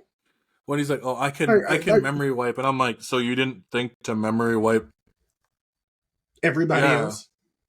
Like, do they have to be willing participants? Because you're a dark side. That kind of defeats the purpose. Like, that means the Men in Black are actually stronger than you because they can go just fucking. Bro, that neuralizer is fucking. That is what a fucking an extinction level event type. Oh, of weapon. No, exactly, it is a weapon of mass destruction. Like, it just. By the way, when are we getting our Men in Black remake? Like. It's like an actual God's the Honest. Like, I would be happy if they turned that into a franchise. Like, revamp it, remake it, and just expand upon it. Remember the TV show? TV shows, lores. Yeah, dude, that TV show was the shit. It was Saturday interesting night. For sure. I love that shit. It was like, and dude, the fucking intro for it. I'm not gonna lie, that's one thing I love is there's no good intros nowadays. No, these kids don't understand what it was like. Like, Darkwing Duck was peak back then. Goddamn. Oh yeah, it. Dude, when you heard the Gargoyles. fucking the Egyptian sound when Yu-Gi-Oh started, like you sprinted into the room, like get the fuck out of my way, dude. You know how to slide on carpet. That's how fast me and my brother were running when we heard that shit. Just did. Oh yeah, no, it was like that. I would say okay. So we're gonna name like right before. Well, I want to say your opinion, 4 of your favorite intros, even intro. Yeah, it's called intros. Okay, 4 favorite intros. Let me see. Okay, we got Darkwing Duck, DuckTales, yeah, Goof Troop, cause bro, Goof Troop, that intro. No, you're right. And then Danny Phantom. Shit, Danny Phantom is pretty good. Yeah, Danny Phantom is pretty good. That shit was peak above its time. Yes, I would probably go Sonic X. Oh shit! I love Sonic X's intro. Damn, this is a lot harder than I thought. There's way too many. Naruto's not the first intro, but the second one was the one that really, because that was the first one I saw. So the first one was Rocks. Yep. The second one, I know. I think I know which one you're Yeah, talking about. yeah. Although Fighting Dreamers was really good though too. That one got me. Fighting Dreamers is That goated. one is it's so good. I would say, God, there's so many tough ones right now. Because the Darkwing Duck was a really good pick. The Teenage Mutant Ninja Turtles, the 2003 one, like that one got me hyped up as well. And Power Rangers Dino Thunder got me hyped. I will say that one. I love I've come to respect the Power Rangers series a lot more now, like as I got older, because I never realized how in depth it actually was and everything. I will say, fucking Power Rangers Zeo intro, honorable mention. Yeah, because I would definitely say that's a really good one. God, there's a lot of them though too. But then you get like you get like the although I would say Change the World, the Inuyasha opening. Love that one. Change the World. I love that one. But and it's but the outros. I knew I was the outros. God damn They always say you wake up at 3 a.m. or 2 a.m. and you just hear the outro. And I'm like, when Shishomaru is, and don't let it be raining outside. Mm-mm. Like, because when Shishomaru is just staring, that was a level of tranquility that I don't think anyone will ever understand. That is what every kid had a dream about. It wasn't the fight, okay? It was you standing outside that fucking I never got a chance to really watch it, Inuyasha. I've only seen a couple episodes, but it's like standing outside and just like staring at like the fucking skull castle thing or whatever, and just being like, yeah, I'm that dude. Like that's what. Dude, I literally went out. I went outside, pushed because the way my backyard was set up, we had like a big ass backyard we sectioned off. I climbed out of my window, grabbed my TV, turned it to the window so I could hear the music, and just stood out and looked as that shit was playing. That's so fucking true though. Like I was there was one I saw. It was there's a couple that makes like goofs on like intros, and they're like things that are always in intros: fighting nobody, running in place, staring for some reason, off into the fucking distance. But like, because like Naruto had a lot of goated intros. Oh, I forgot one. The One Piece rap. The One Piece rap. Oh, by the way, I've met Eric Stewart. Yes, really? I have met Eric Stewart. I'm jealous now. God damn it. It was one of my first ever conventions I went to. And they're like, oh God, Eric Stewart's there. And I got a chance to sit down and talk to him for a little bit. I'm not going to lie, I was pumped. Also, I got to meet Richard Horvitz. Yeah. So I got a chance to sit and talk to him for a little bit too. I got to meet Michael Rooker, the guy who played Yondu. Okay. Oh. Super nice guy. And then also Norman Reedus. Right. Jonathan Frakes was one I got to meet. The one that bothers me is 2018, Jason David Frank was at a GalaxyCon in Minnesota. And I didn't have the chance to meet him, and I kind of wish I did. Honestly enough, I got to make a video game for him. Really? Yeah. It's called My Morphin Life. It's on the Google Play Store and the App Store and shit. It's a mobile game. I'm still surprised that Saban allowed us to use the term morphin in that game, because we were worried about copyright, and he literally contacted them. They said, yeah, it's fine. I'm like, yeah, that's because that's just different. Yeah. They don't give a fuck. And it didn't hit me that this was real, because how it started was I got a call from a guy named Alex. He does a whole bunch of like music videos and productions and shit like that. Every now and again, he'll call me and ask me if I want to help him with something. I helped him film like live rugby tournaments, cricket. Cricket is boring as fuck, by the way. I don't give a fuck what you say. That shit is boring as hell. Rugby seems fun. Don't really want to play it though. So I did those, and then he was like, hey, so how do you feel about making a game? I was like, well, I didn't go to school for fucking video game for nothing. What's up? He was like, well, how do you feel about making a game for the Green Ranger? I was like, which one? He was like, the Green Ranger. And I was like, okay, I know there's only one the Like, Green you Ranger, bullshitting but me right now. Like, don't fuck with me, okay? Because I told you that story about how I wanted to be the Green Ranger for my first Halloween, and my mama made me the Red Ranger instead. Like, she couldn't find like the stuff she needed, so she actually made the costume. I It mean, was dope. It that's was still peak. peak. I ain't That's gonna still even lie. peak. I gotta admit. So I'm sitting like, I told you that story. He's like, I know, and he wants to make a game. Like I met up with him at a conference, and he wants an all Houston native team. I was like, you know, I'm not a native, right? He was like, you've been here 10 years, technically speaking. You're claimed as a native. I was like, okay, Good enough. and we got together. I had to go down and meet with his stepdaughter and her assistant. And when I walked into his dojo, had the White Ranger helmet right there, the fucking Dragon Dagger, the Oh fucking my Green Ranger god, helmet, and I'm just like, this shit is real. like they're like, are you okay? I was like, I'm just just give me like 2 seconds because my childhood is kicking me in my face right now. Um, is the White Ranger sword? And there's the fucking Saba. I was like, ah! And we're going through the details and shit. I'm taking pictures of the fucking dojo so that way I can make like props because I did the level design for the game. And it took us 2 years, and then we like released it just before the pandemic hit. Oh wow.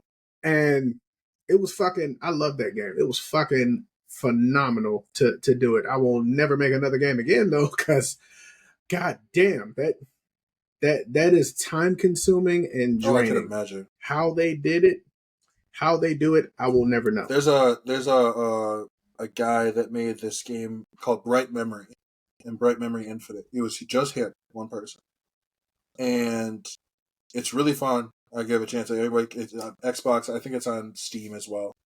But it always amazes me that when I see people who like make these games, and I'm just like, it's hard. It's hard. Yeah. It's a lot to it. Like you said, it's extremely time consuming. That's why I got props when I see people make games so much. Like Yeah. speaking of which, when it comes to like you said, childhood. Have you played Hi-Fi Rush? Why does that sound familiar? It came out last year. It's a game. It was made by, I think it was Tango Softworks, I believe. I don't remember exactly, but they made the Evil Within, right, which are pretty good. Mm-hmm. And then it's like almost like a Saturday morning cartoon video game. If you have a chance, look it up. It feels like Yeah, look that up now. like just watching it feels like a Saturday morning cartoon, and it is so awesome. Like it's really fun. Like the whole gameplay is that your character basically has an iPod in his chest, and so like when everything's to the beat, right? So when you swing, you have to, if you move it to the beat, you do more damage and stuff. Wait, I do remember them talking about this on TikTok. Yeah, it's Yeah, they wouldn't shut the hell up about this game fun. for a good minute. Super fun. I'm gonna need to check this out. 100%. But it's like that was one that I feel like if anyone who had that Saturday morning cartoon kind of thing, it's 100%. But no, I like that. Like that'd be crazy though. Like because I met the one I met. I was also grateful to meet was Marie Flanagan, who voiced Naruto. So super nice, super nice lady. And that's the thing too. I enjoy that. Like I met Patrick Steitz. And you know who that is, I'm guessing. Yeah. Yeah. And so really nice guy. He's really tall. Like I'm 6'2" and he's probably about 6'5". So yeah, really tall, really nice guy. But then I also met Ben Starr, who is Clive in Final Fantasy 16. Yeah, nice. And I had a fucking probably a 45-minute conversation with him. That's amazing. I got to meet one of the voice actors for Overwatch. It's the Indian voice actor. I can't remember her goddamn name. But Symmetra? Yeah. I got to meet her at Comic Palooza.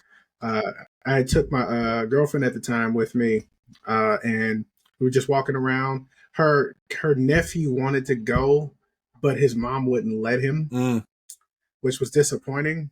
So we ended up taking another one of her nephews.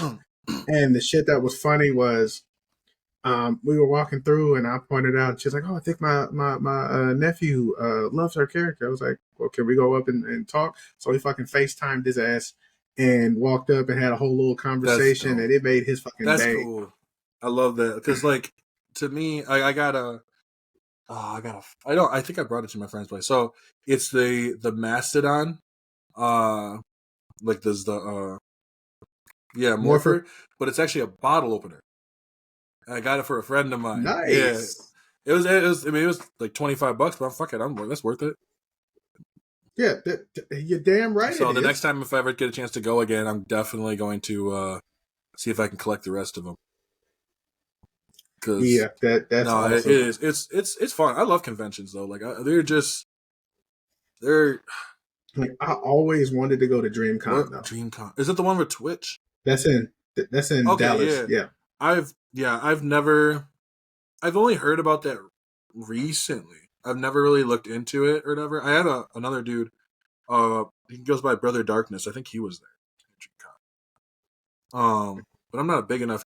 Yeah, but that's a convention that's made for us, by us. Mm-hmm.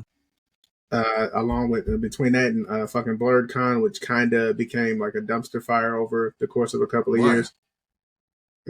So they had a cosplay competition. Okay. And a white woman ended up winning.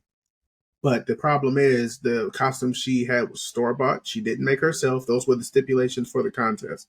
And she won, and then the judges basically gaslit everybody into just saying you can be upset that she's talented and she's great and she looked good in it and she made it, and even though she admitted that she bought it from like one of these online fucking places, her friends encouraged her to do the competition, and it just pissed everybody off. And looking at all of the other people who actually handmade their stuff, which came out to look 10 times better, the fact that they picked her, so there was just some stigma on BlurredCon for a good minute. Hellspawn is currently trying to start a new convention with his nerd initiative called Blurred Station. Okay. And he's doing a lot of amazing shit. He's gotten Michael G. Watt and the guy who played Anansi in American Gods. I can't remember his name right now. But he was also you remember Drumline?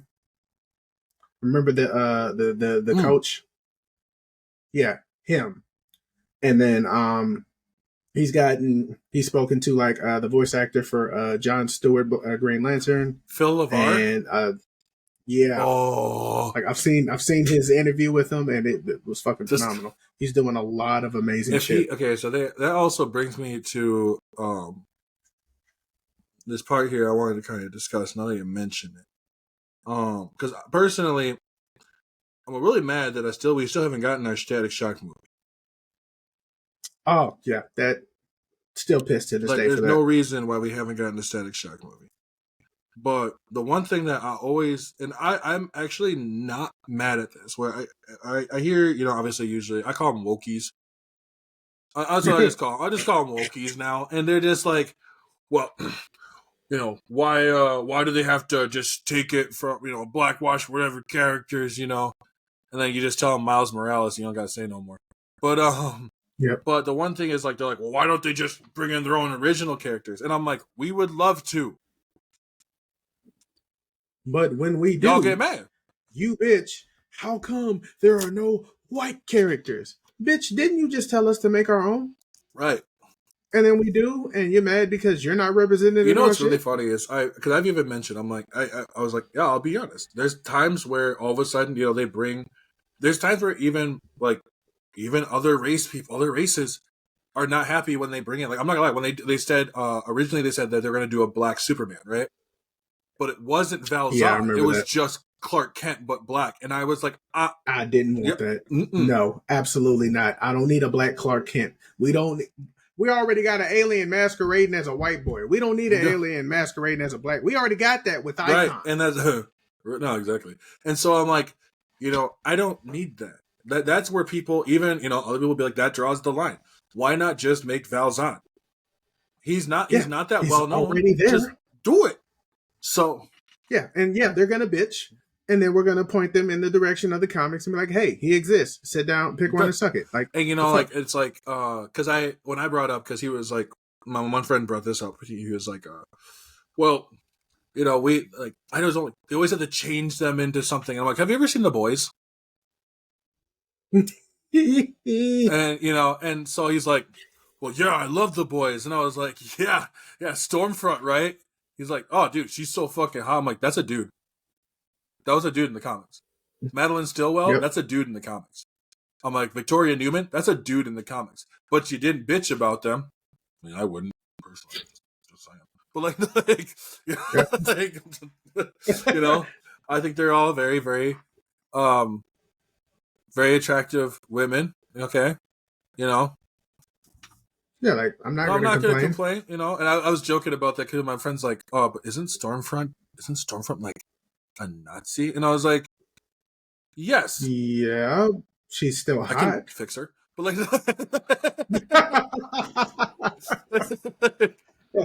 if women think that they can fix Khmer, you can fix Stormfront.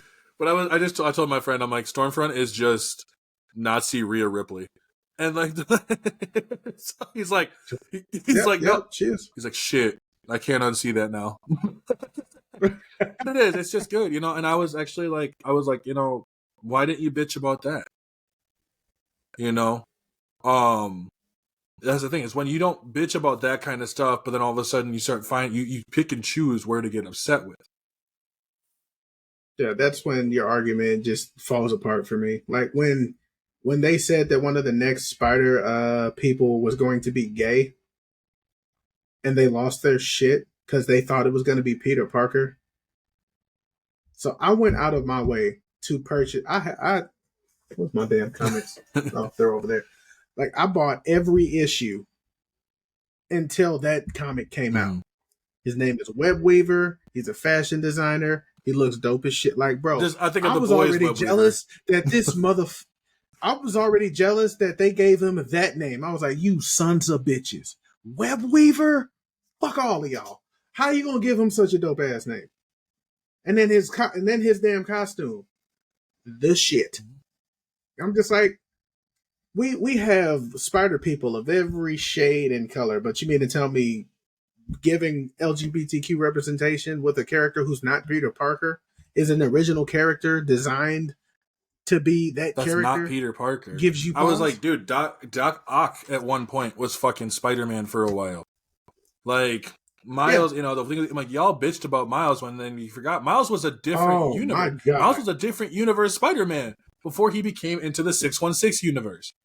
Yeah, and the shit that pissed me off, it was like, well, what's with all these black spider people? I was like, we only have like 2 or 3. You guys not seen Into the Spider-Verse? Like, the first one we got was like, did you forget about fucking Spider-Punk?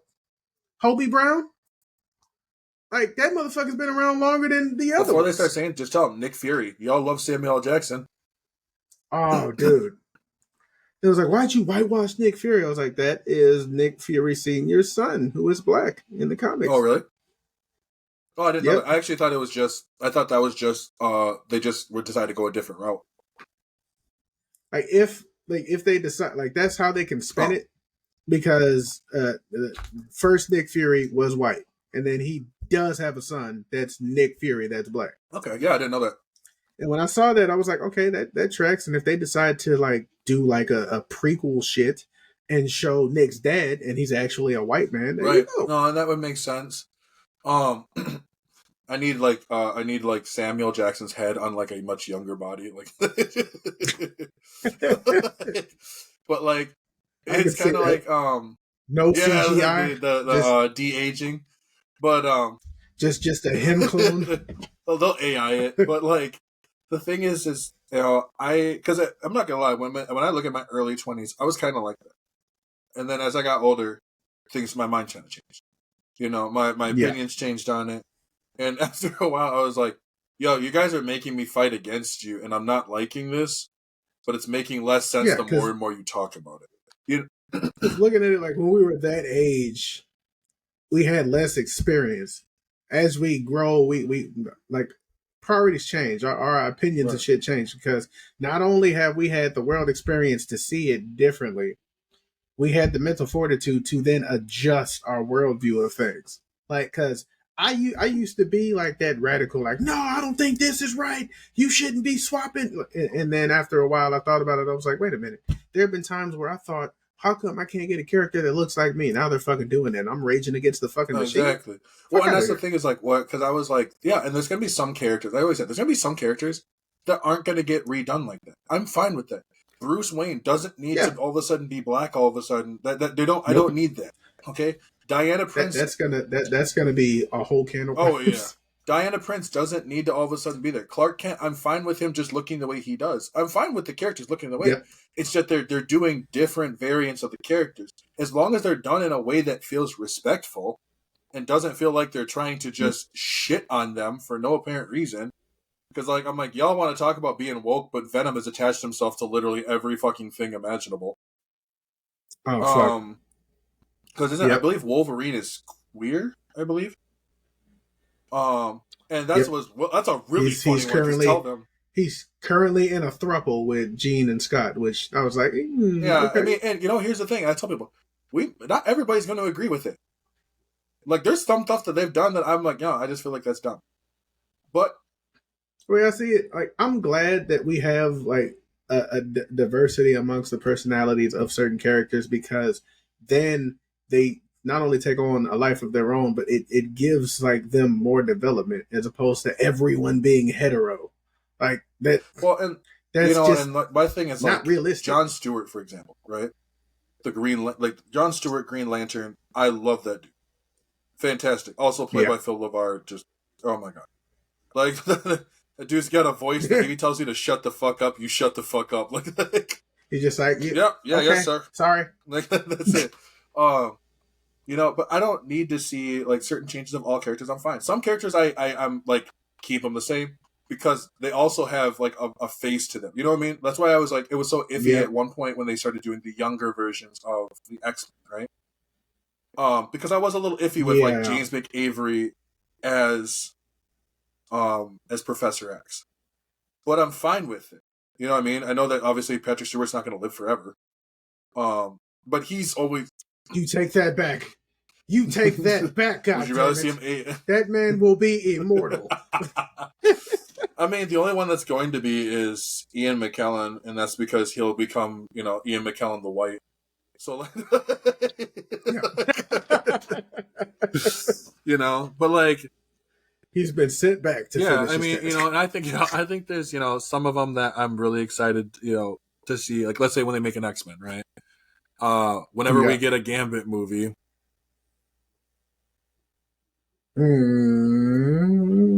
Anyways, but like, I know so many people are saying, dude, just give Channing this one movie, and I'm like, I as want long as it's a mix, like give him give him one like a prequel or something where maybe he has multiple, or give one between him and Rogue, because I love Rogue. Like, Rogue's one of my favorites. Who the fuck doesn't? I'm not gonna lie, I'm kind of a simp for Rogue. It's not even fair. Like I was like Southern Rogue, and it's what really sucks because I've watched X-Men Evolution when I was a kid, and I was like, you made two different variants, and I love them both. Yep. Like I was like, Goth Rogue is just as good as Southern Rogue, and so I thought Goth Rogue had merged with Raven from fucking Teen Titans. Well, and I'm actually surprised that we haven't gotten a. Like, I'm kind of glad that I never saw the Teen Titans show, right? Because I heard it was really iffy. It had some good points, but then they fucked those good points into the ground with a hard dildo with no lube. Oh, and that's that's the part that kind of seemed a little bothersome. And that was another one too. That had a point of contention as well, because of Starfire.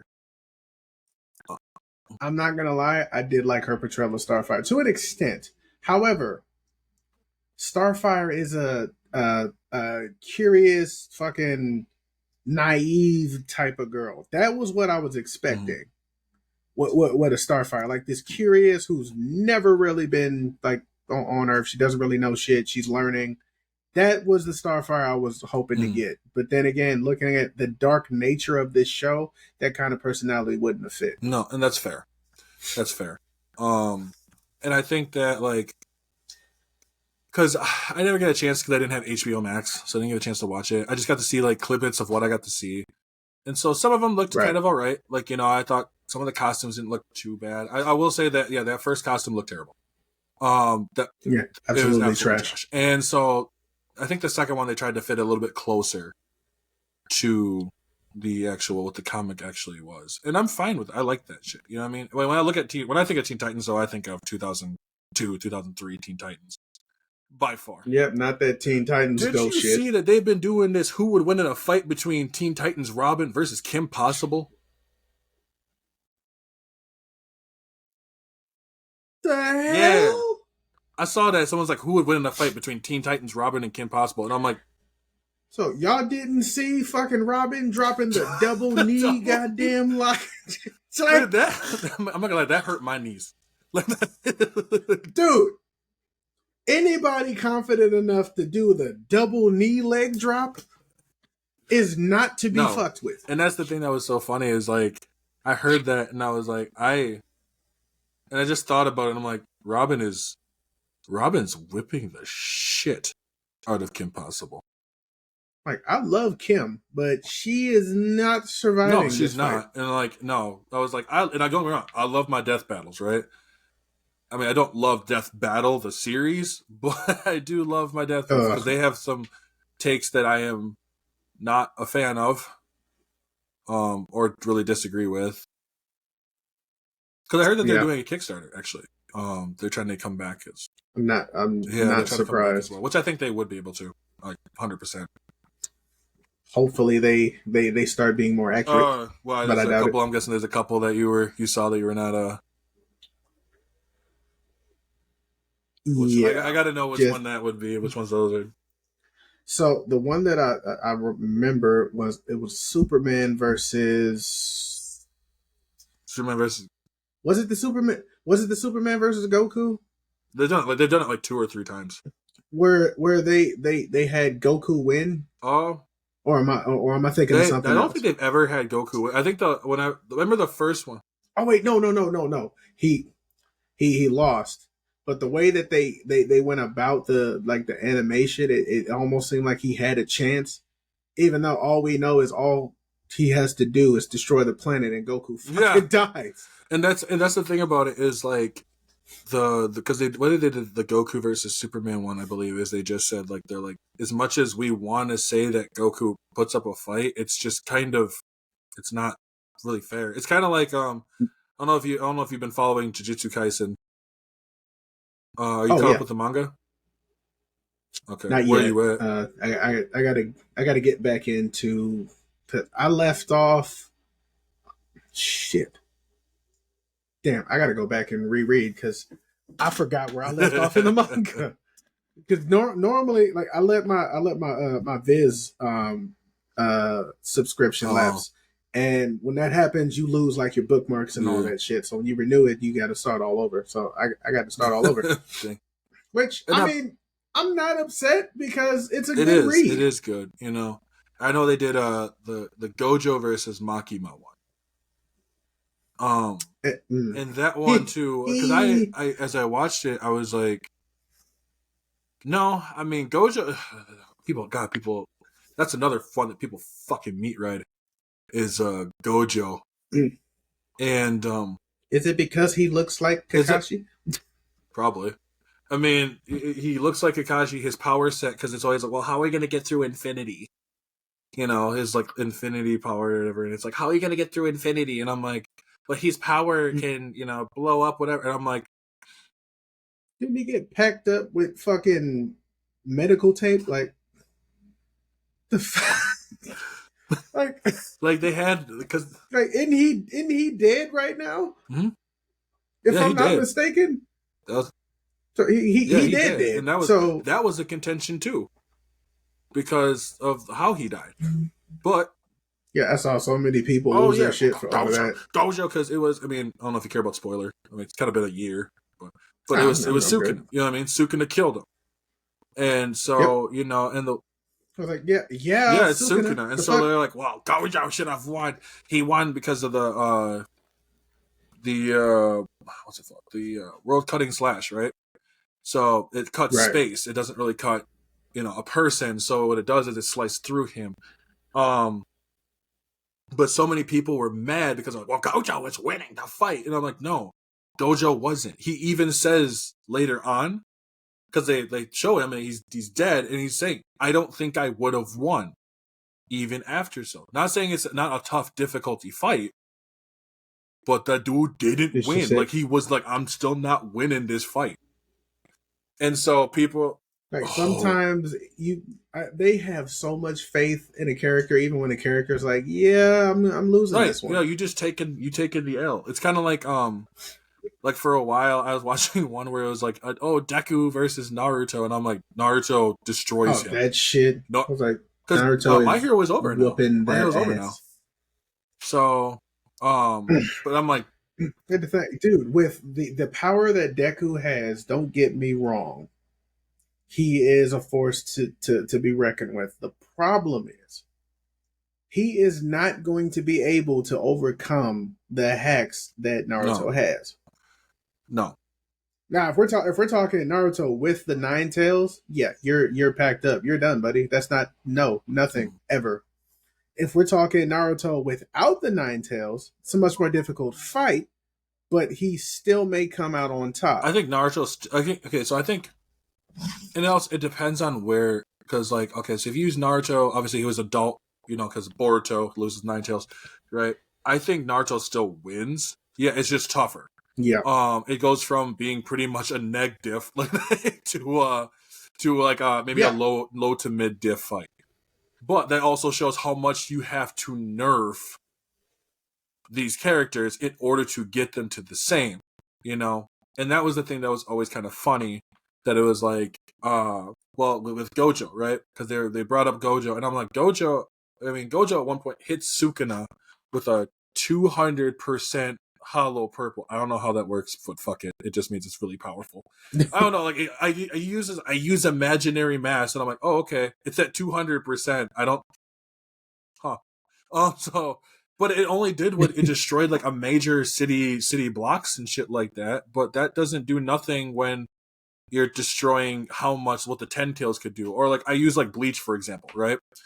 Bleach is like Yeah. Ichigo versus Ukiura. I'm like, you guys remember that like Ukiura made like a laser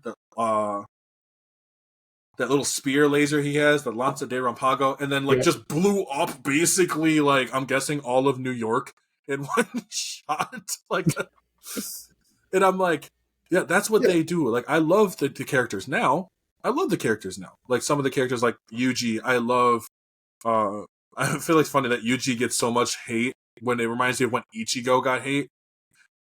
Oh, Ichigo got dude, slandered so bad. they were That's relentless. because like, oh, he has no. I always heard like, oh, he has no. Yeah, Personality. He has no life goals. And I was like, his goal is to protect his friends and yeah. family. That's all he cares about.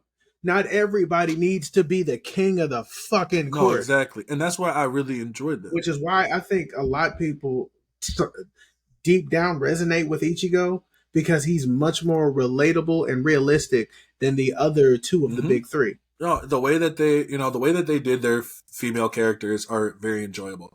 The slander for Orihime needs to stop.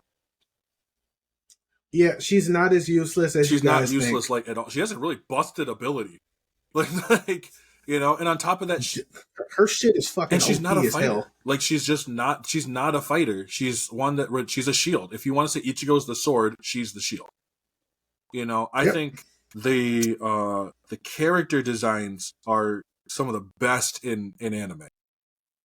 I'm not I gonna will lie, admit, like I will give it that because Yoruichi, Yoruichi. dude, the way they did Tosin, Oh fuck, Kaname Tosin. dude! When I saw Tosin for the first fucking time, I was like, "That's me." And he was like, and then my brother was like, "Yeah, several hundred pounds lighter, but yeah, that's you. Like, and I'm not blind, but I could be and be like Tosin. Like, but while he's just like walking around, there'd be me with like the cane, being like, "Please," you know. Like, that was the coolest fucking dude, and I do hate the fact that he ended up just being like a lackey of Aizen. But I actually like, kind of really? liked it. I liked his character arc though. Like I liked that he felt more like a zealot than anything else, you know. And then by the time that also, I think his death was kind of fitting. His death was unfortunately very fitting, but like I loved it when Hisagi tells him, "If you were blind, you would have saw this attack coming." And I was like, Yep. "There's something really cold about that." But And he had to think about that shit. He was like, but even now, Thousand Year Blood War, you know, when I look at the way that they do some of the black characters and stuff too, I love like Love and Rose. I love them both, but like Leo Barrel, we are getting his fight in the next core. We are getting Leo. Yeah, isn't that shit coming out this like September, October, somewhere around there. But yeah, we're getting Leo Barrel. I need to hurry the hell up. Well, I thought it had been out already, but I love the fact of how they do some of their character designs are great. I mean, the way that like even with characters like Byakuya, the way that they have their bankais and everything. I think I'd say Byakuya is not my favorite bankai, but I'm not gonna lie, like it's kind of terrifying to watch some dude's blade just dissipate into petals. Yeah. Meanwhile, you thinking, oh, bitch about to hit me with flowers. Like, nah, that's millions of blades. Like, oh, it's about to turn you into fucking dust. Well, I did not think this one through. Now, whose bankai caught me off guard when he finally got it. Actually, no, not when he finally won Awakened the Sword and then got his bankai. Fucking Kenpachi. Yeah. And thinking about it, him saying like I've never communicated with my sword, only to find out that the reason why is because this motherfucker wasn't the real Kenpachi just yet. And I'm like, bitch, that is one of the most fucked up mind fucks.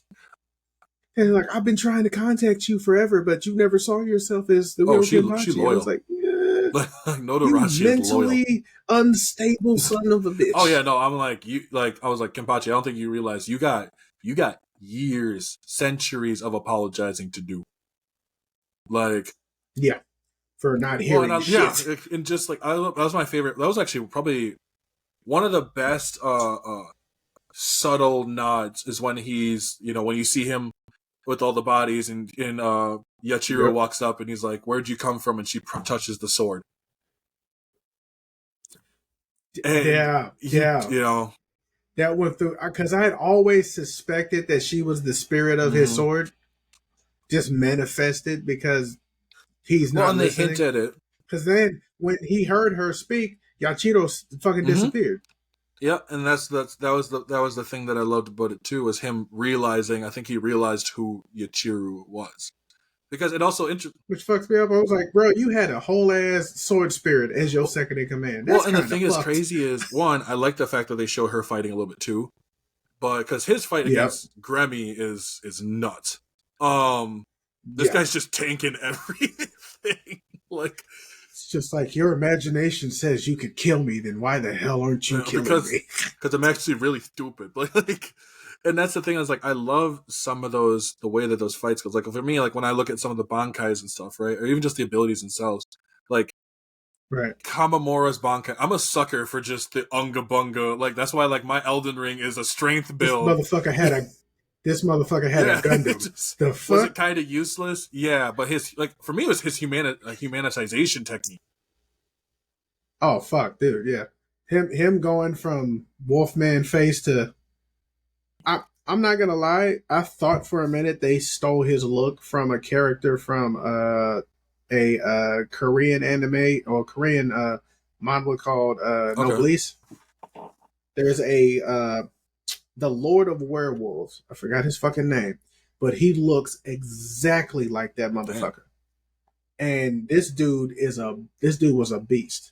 Like, he was the type of dude who didn't like confrontation, but if you pissed him the fuck off, your entire bloodline is gone. Reminds me almost like Wolverine kind of.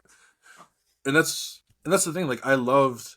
That's one thing I love about Bleach, is that apparently, I remember reading something. I don't know if it's 100% or not, but like, I think it's either North Carolina University, right? The Tar Heels. I think they have like a book that has, it's like a 26 chapter like essay or book or whatever on world building from Bleach, just on hollows. Holy Yeah. shit. I don't remember where I saw it from. Maybe it was off of Facebook, so I don't know if it's 100% or not, but I wouldn't be surprised because the world building in Bleach is amazing. But it is kind of, it's crazy because I didn't even really start watching Bleach till about 2020, 2021. I started with character. Yeah, I didn't. So I don't know if you remember the Big Three Yup. Wars, where everybody was just like, "No, Bleach is best, Naruto's best." I was on the Naruto bandwagon. I refused to watch One Piece or Bleach up until like 2013, 2014. Cause at that point, like I had a coworker who was like, "Dude, you have to watch Bleach. Like it is fucking peak. You have to watch it. You have to read it." And at that time, Attack on Titan had came out, and and this was the manga. It hadn't even hit the anime yet. So I'm over here just like going through. This is back when I was actively reading manga and shit.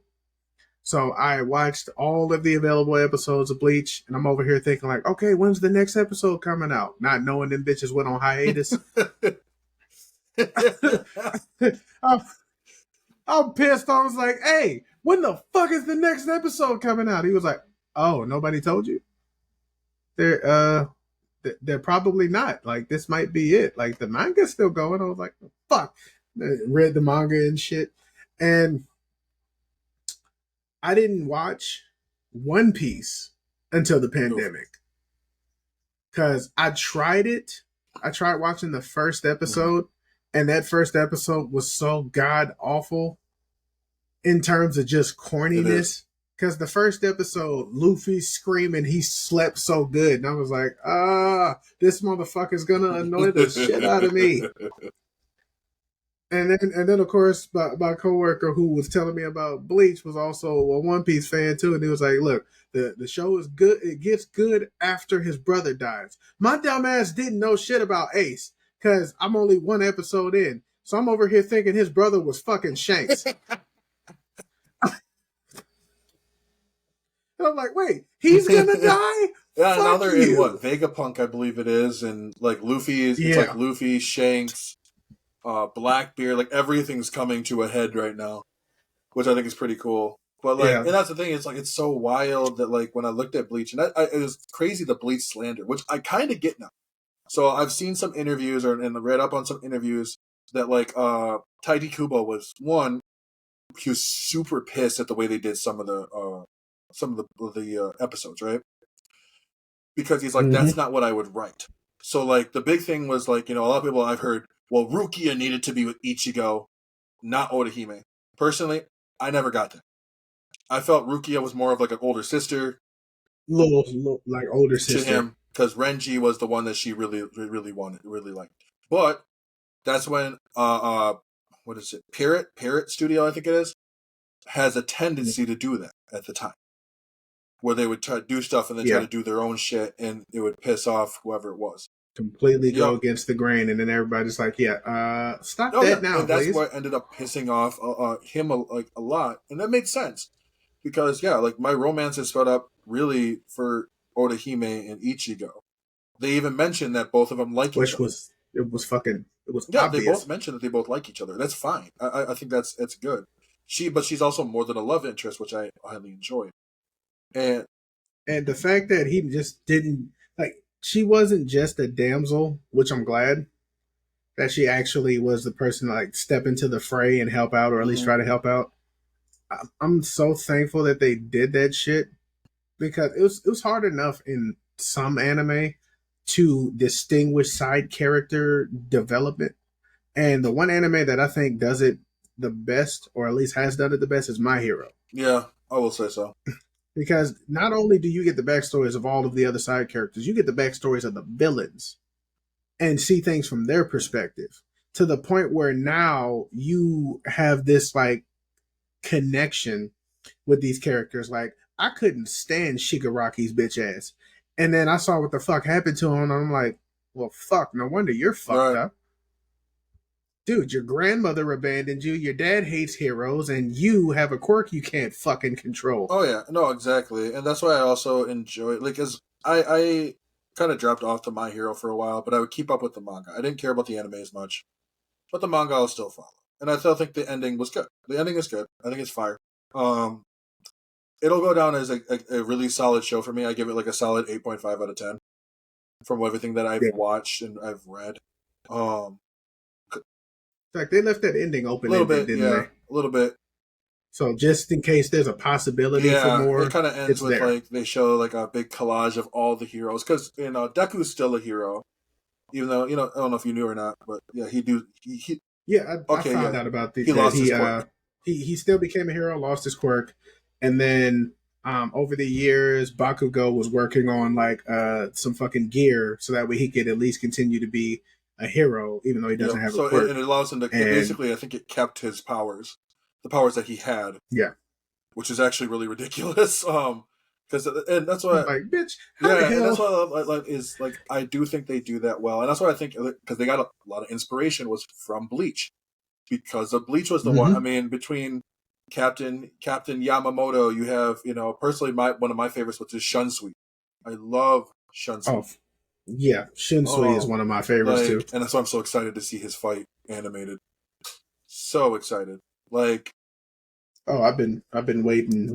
What's been 10, 11 years now? Yeah, to see his, to see that fight go down, and like when he says like I am the Captain Commander, and Leo's eye, like you see Leo's eye when he's like, oh, shit. I realized when I just started fighting, but like that's the thing, like a lot of people don't realize, you're gonna get some dope ass fights. One of, in my opinion, the most broken abilities in anime, which is the Almighty. Because I was like, I don't care what your ability is. I was like, if I had an ability like that, this whole world is literally my playground. Like, straight reality. Oh yeah, once it gets to that point, it's like it's a walking no. Like it's just like I'm just like I got my when Ichigo's like my Bankai, and he's like, what Bankai? Just broke it right in there. It's like, wait a minute. Aizen's one of my favorite characters. I mean, he's down at one of the greatest villains of all time. Aizen came out of left. For me, it was his speech. The speech about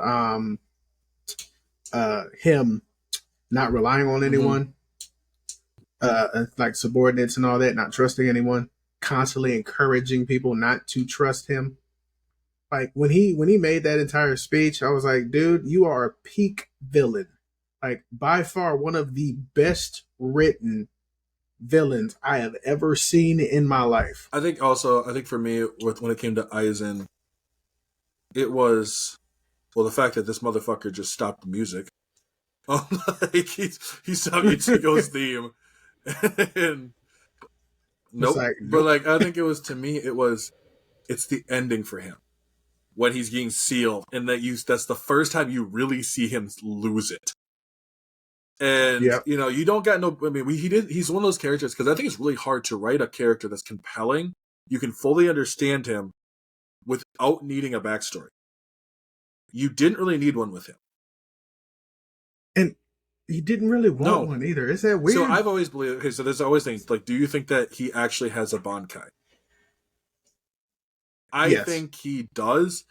I just, but he has Kokia Sugetsu, and he's smart enough where he doesn't need it. Exactly. He has a Bankai. He has the ability to use it, but he does not need it at all. It's like, if I use it, then it's horrendously fucking overpowered, and I just don't like using it. And I think with him, because I believe he said it was a water style. It was like a water type Bankai. But like it wouldn't make it, or at least that's what it's supposed to be. Yeah. But I think he deceived everybody. And that's what I loved about it too, is the fact that like he's just such.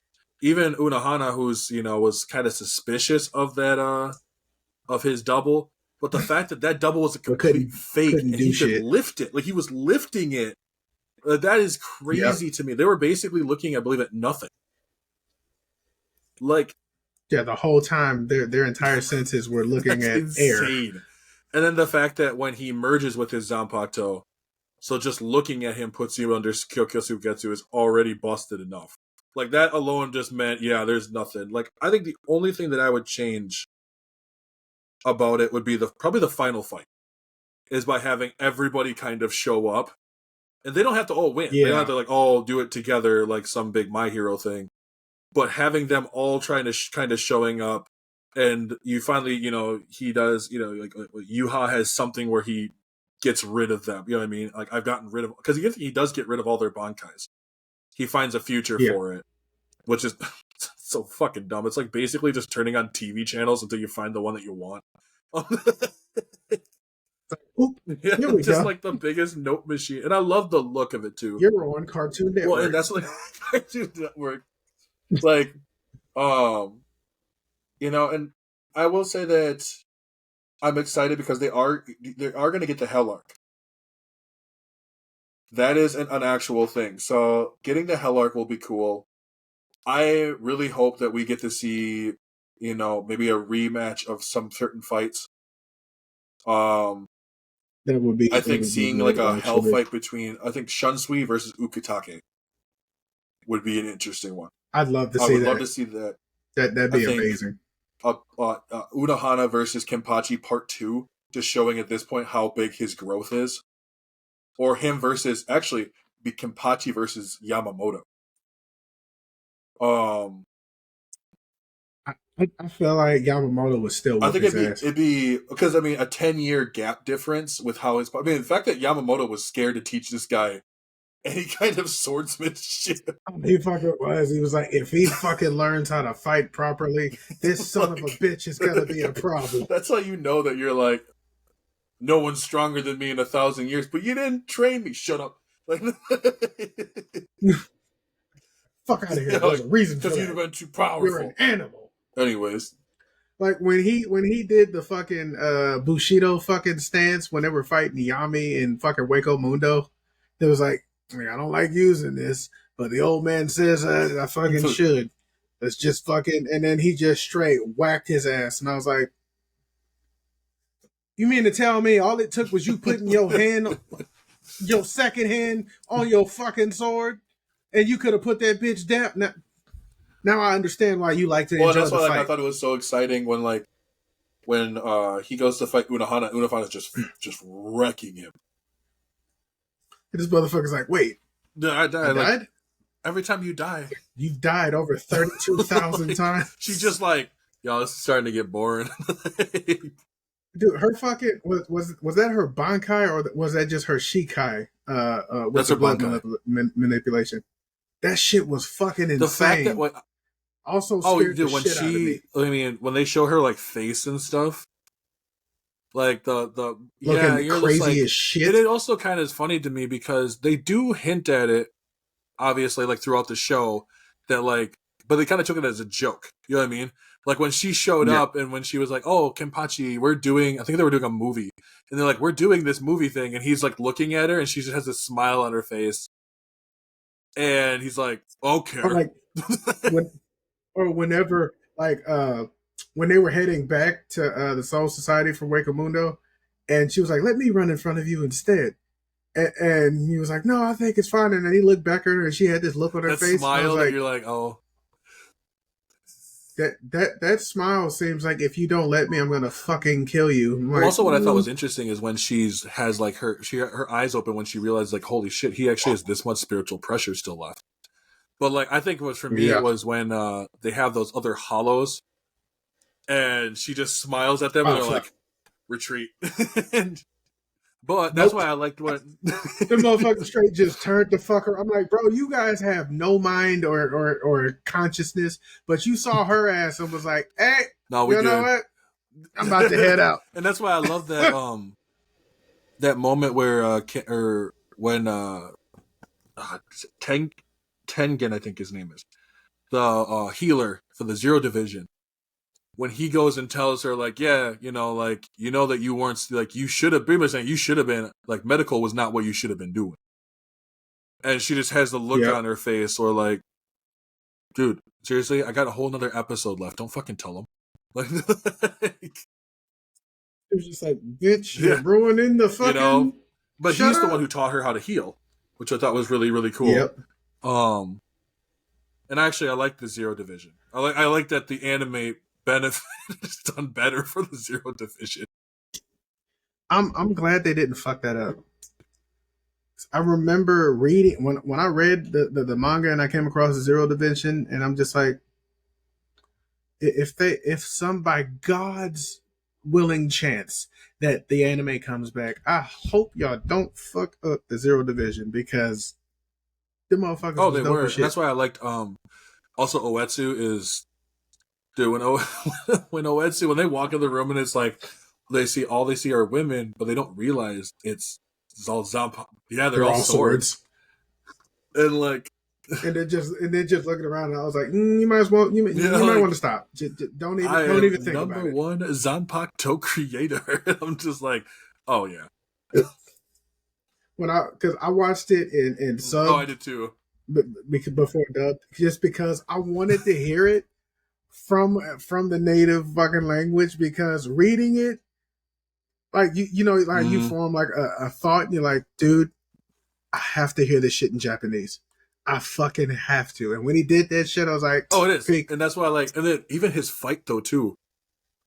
I think to me it was the way he stabbed Pernida. Like, you just watch him, he's about to break out, like, dead. It's just like... And I saw that shit, and I was like, why didn't you bitches come down when they first Right. Well, and the thing was, obviously they're supposed to stay up there, but the thing to me is... to protect the Soul King and yeah, shit. and it's like, okay, so you're telling me that this Zanpakuto is too sharp to be in any kind of sheath. It makes me wonder, what does it look like? Like, I don't know what it looks like, but there's a person that tells me that. Yeah. So I loved, I kind of wish we had a little more of, I forget what their name is. Kiriko, I think her name is. The bigger lady that makes the food and stuff. Oh yeah. Like her ability. Yeah. I fucking love her ass. When she's like, oh yeah, I have to use all my spiritual energy for this food, and I'm like, you lose weight immediately, and I'm like, I couldn't be married to you. Couldn't be married to you. You would never make it out of that bitch alive. No. And that's why I think when they had to do the whole thing where they cut their necks in order to release for that Bankai, and when I can't think of her name right now. Senzimaru or something like that. I'm gonna hate myself for this right now.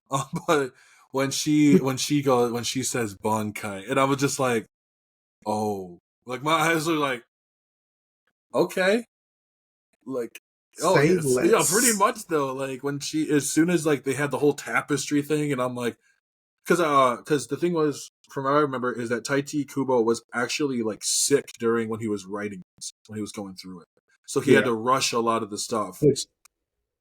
That happens a lot with fucking manga. I wouldn't be surprised. I've learned. Look, like they all get sick. Look at the way. Point. Oh yeah, but then you got Araki who just doesn't age, like, because JoJo's don't age. Yeah, the fuck are you? Right? Like, but I think that's also because I don't think he's human. Well, like, but I mean, look at what Mappo. I'm pretty sure he's not. And the shit they did, like that was. I'm not really surprised that they all get sick. Yeah, but God damn it, Mappa is fucking what's the workplace violations? Yeah. It's all one workplace violation, and that's why like, but they don't make JoJo's, and I'm fine with that because that means those people are probably eating good. Thank God. Because I will say though, like, I feel bad because I was watching this one guy. If you ever get a chance, watch Codename Super.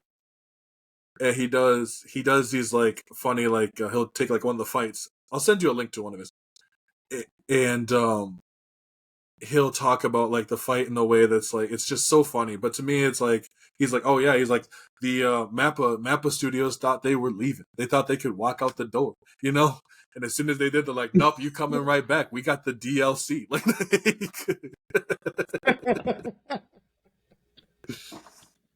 that sums them up completely. Yeah.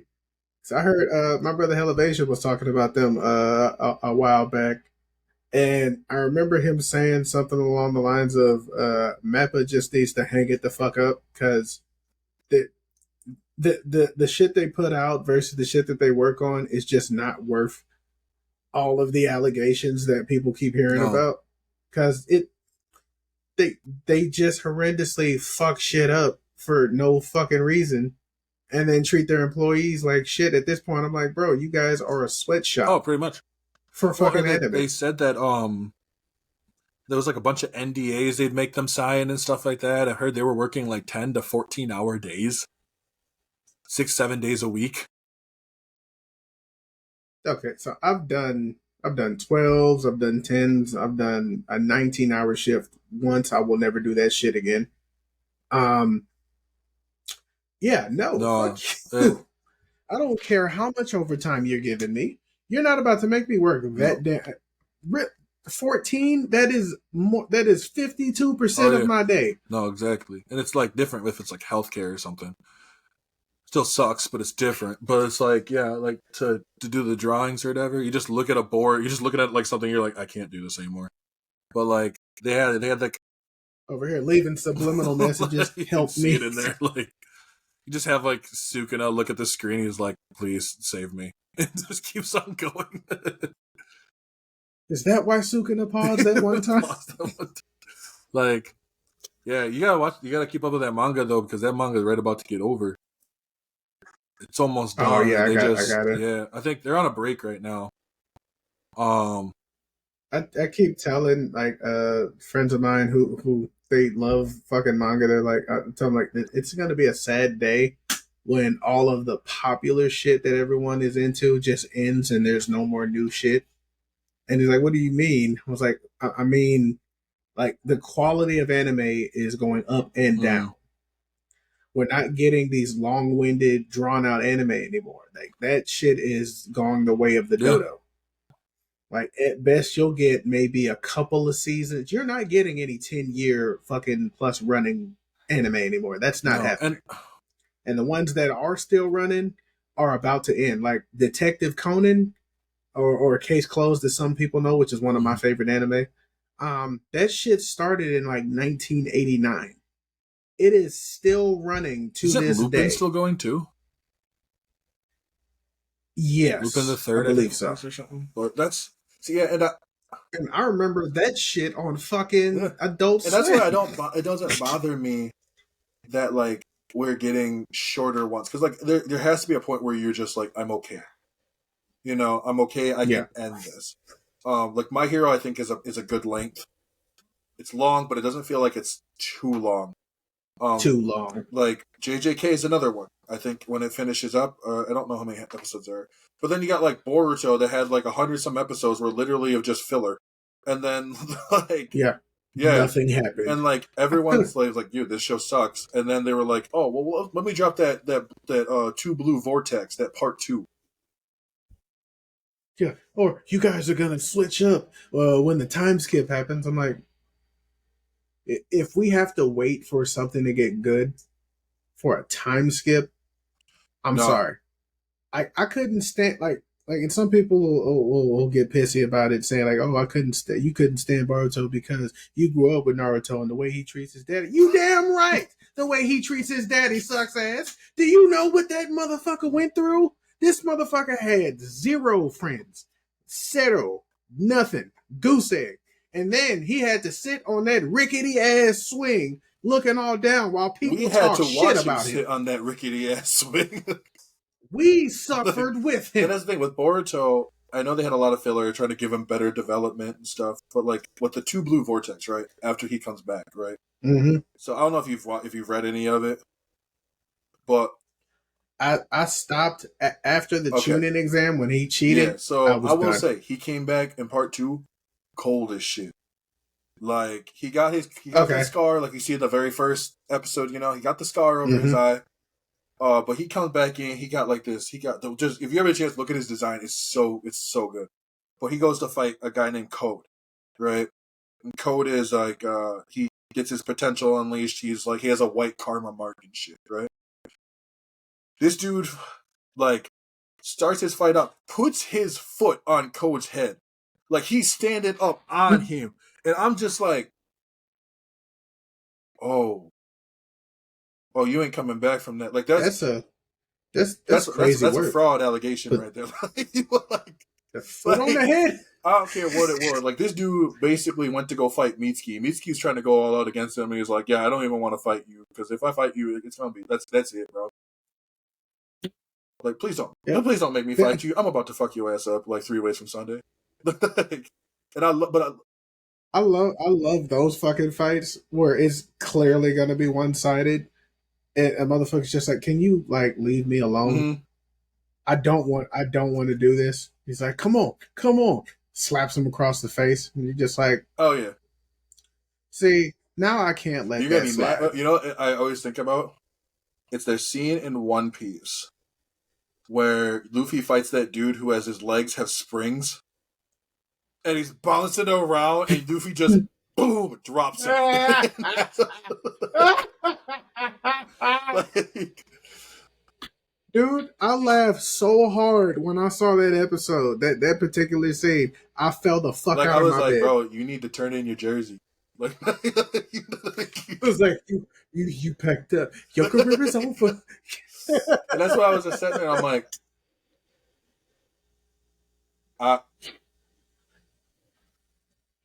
bro, all the speed in the world, and you get rocked in the most humiliating way I have ever seen someone get rocked. There's comes a moment where I don't think Oda even realized the ramifications of how shit that is. Oda was like, fuck, I thought it was bad on paper. Like, I thought this was just funny, and they're just like, oh, no, sir, no. It's kind of like, there's moments like that. Like, it's like when Android 13 grabs Goku and just gives him the good old nut shot. And you're just like, oh. Like, I'm like, I was sitting there, I'm like, every man has sat there at one point and just, just like, look away. That's it, boy. Like that's how do you come back from that? Now you got that's from I think it's what, Black Lagoon, I think it is, where the one little I think it's from Black Lagoon where the girl has like the little maid outfit, and she got the knife underneath the shoe, and she kicks her foot up, and she swings back, and it hits the dude right in the junk, right? But like, it's not that. Well, you see him like lift up, like that's how they were like in the detail, like, and I'm like, yep. Like that lift up was, you don't have to show shit else, just that. And like, they show the reaction from all the other people, and I'm just like, yeah, I think I'm done. This is I was like, I hope he enjoyed having kids. Call the you just turn the TV off moment, you know, like yeah, that's when you like, you know what, I'm done. Well, it's like there's some moments like that though. Like, I think of, I'm not gonna lie, the turn the TV off moment, because it took me 2 times to watch it, and it was Full Metal Alchemist Brotherhood, and that was the whole what is it, Tucker and his dogs. Yeah, that. That's a scene that like that will stick with everybody's head rent free. It was so horrifying because as soon as the damn thing spoke, and we just heard that ominous like beast voice, I was like, you didn't. Oh yeah, you motherfucker. The look that Edward has when he realizes is, to me, it's priceless. Yeah, and that's when I figured out, wait, did he do this to his wife? I think he did, didn't he? I think he did do it to his wife. Yeah, he did. She was the first chimera he tried to transmute. Which is just like... And it asked to be killed. And then, because I remember who it was, but they end up killing him. Killing the chimera, and then they kill him too. Which I'm fine with. I'm fine with that. Like, you are... he died. But what pissed me off was this motherfucker realized the error of his ways and tried to bring his daughter back. Like, and the thing that's so funny about it too is the fact that like you sit there and you're like, yeah, there's a lot of bad things I've seen in anime, but you just topped the list. Like Yep. I could, I mean, fuck, guts. Like I could be mad at fucking Enji Todoroki for how he treated his family. I could be mad at fucking Jing Freaks for running out on Gon. I could be mad at fucking Grisha fucking what the hell's his last name? Jaeger. Grisha Jaeger for what he did to fucking Eren. But nothing tops merging your child with her damn. You know the one that people always talk about, like, oh, you know, they like those three, right? They always bring up those three as like some of the worst. But you know what they don't bring up? Gambino from Berserk. That was the. They don't bring him up, and I'm like, I don't know why, because that dude was horrid to Guts. Guts is like a character that you just want to be like, give him a pat on the back and then step back like 5 feet. He is the saddest fucking character. He has the saddest backstory I have ever fucking seen. You would go to Naruto and be like, Naruto, you're kind of being a little bitch right now.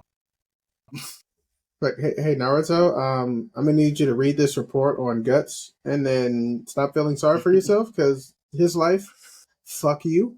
I've been using his great sword in Elden Ring. They do it. Nice. Like they gave that's when you find it really early. Actually, you find it in Caleb. And it's not hard to get. You just got to get past the giant, huge ass, dogs. Yeah, I had to. I fucking mained the damn Twin Blades. You want like a Dex build? Because I just fucking pretty much between that and fucking what's it called? Oh, okay, Holy. yeah. See, I want to do just because there were some spells that I wanted to use. I wanted to do like a big old bonk build, so I was like, hell yeah, like give me the great sword, and then eventually I got the whatever crusher I think it is, like a big old stone hammer, and I'm like, that's all I need, just jump attacks, but I've been facing off because I love that game. That game's really fun. I've never fully beaten it, but I'm getting close. Me either. And I had a friend like kind of help guide me through the shit.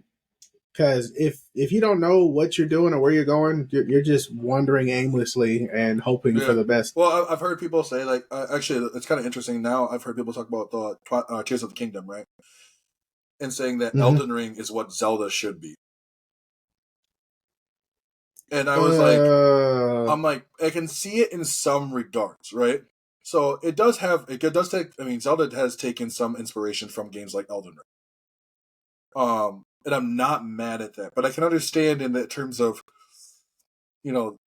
Elden Ring, maybe just because I don't know exactly why. Maybe it's just the way that like you can level up and how you can, the fantasy customization and stuff. Because I think that'd be fun with Link. Don't get me wrong. I think Tears of the Kingdom is hilarious to watch. Basically, just a bunch of B-52 bombers. The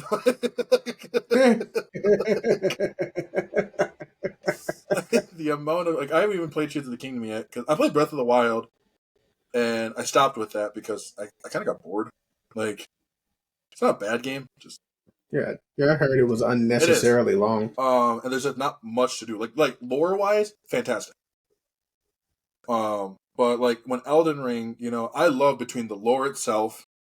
The boss fights are cool. I'm not gonna lie. Like when I finally beat Margit for the first time, I felt like I was such a Chad. Fuck that son of a bitch. When I go back to fight him, I'm like, he's actually not that bad. Yeah, because you fight him later on, or you can fight him later on. He's like one of those little soldier guys, and then when you get close, he transforms into himself. And I whipped the shit out of him, and I was like, wow, this was that son of a bitch ambushed my ass when I was looking for that. I didn't know that was the spot he was gonna fucking spawn. And he just showed up, and I was looking for the fucking dragon that had that fucking red lightning shit. Because that you see him in the trailer, that's who I wanted to fight. That was the only reason I wanted the game, just to fight that fucking dragon. And I'm on my way to find him and shit. My friends guide me. He's doing his own thing. We're about to join so he can help me continue with the story. And this bitch just shows up out of nowhere. I'm like, the fuck happened? I get knocked off my horse, and then there he is. I was like, oh fuck you again. And at this point, I didn't leveled up. I I'm fucking power stancing, fucking twin blades. I got the fucking bloodhound step. Ooh, that's a the good. fucking flash That's a good step. fucking Dude, when I tell you, I just decided to say fuck it and start playing around like I'm a goddamn soul reaper. So I'm just zip, zip, zip, zip, zip, zip, zip, zip, and then fucking slash the shit out of them. That's fuck. Because when we faced was it Margaret in the throne, or Godric, was it Godric? Yeah. It was Godric. No, Godric the Grafted is the one who shoved his finger up the back end of a dragon, right? Yes. Yeah, it was him. Yeah, fuck him, by the way, because it took us 35 tries to kill him. It took us 46 to kill Margaret. Yeah, and that's it. And you know, also I'll have to say too, there's a lot to do in the first level, which I really love. Like the first little bit, like it's when like, oh, you feel under leveled, you should be able to match up fairly well against him. And he's not too bad. I will say for me, because I got to General Rodan, which I think by far General Rodan's whole intro into his boss fight is so fucking cool. Oh my god! Yeah. And so when I went to fight him, I had a friend of mine come with, and we're getting all the the other guys to come in and fight too, and he. Oh wait, you can have people in that fight? Yeah, they have a bunch of. Okay, so they have a bunch of. No, I mean a friend, not because I had the summons, but I couldn't. Yeah, there's a summoning pool right next. So I had him help me out with it because he helped me with Renala as well. Renala's just an annoying boss fight. It wasn't easy. Okay, so when I first went there by myself, I was like, okay, this is kind of annoying, but it was more or less like the chip damage you get from like the little and on stream. The little minions fucking bite me, and I was like, shit. Bitch, you just bite me. It's like while I'm playing. I said the same shit, like, because I recorded like my entire playthrough with my fucking friend, and I remember that fucking fight because I'm standing there like looking through like my inventory and shit, trying to find something, and he's like, you might not want to stand there for too long. They're gonna fucking bite, and then the bitch bit me, and I was like, did this bitch just bite me? It's like, yeah, and I was like, do that. Go find the one with the glowing head and bonk him on the head. Well, that's the thing. Okay. Like, when I finished, you get to the first part, right? You get to the second part, and I was like, as soon as I got to the second part, I was like, oh, this is really pretty. And then I got blasted immediately and died. And I was like, oh, I got caught standing. I'm sitting there like mesmerized by the fact that I'm standing. Like, first of all, why are we standing on water? Second of all, why is it so tranquil in here? This is a fight. And then, boom. And that's what I loved about it. I'm like, she's trying to throw the moon at me. She's trying to throw the moon at me. And so when we were fighting Rodan, he got him down to last hit, right? Get him down to last hit, and my friend gets killed. And I'm like, no. He's like, he's got it, one hit, and he just watched my guy just jump and swim down and get him. And he finishes him off, and I'm like, I'm not gonna lie, this was a lot more epic than I feel like it needed to be. Dude. When I killed Radon, I had whittled him down to the last, did all the extra summons, that big ass jar guy. That motherfucker is a juggernaut because he saved my. I'm trying to get his shard. I got him down to the last hit, and my dumb ass started celebrating early. No. So I'm over here like, yeah, I fucking killed him, and then I see him winding up for a shot. I was like, wait a minute, bonk. And then he died. I was like, "Ooh, shit!" It was funny because, when he takes off into the sky and comes screaming down, and I'm like, my friend's like, he's like, "Oh, you got to run away from that." I'm like, "No, wait."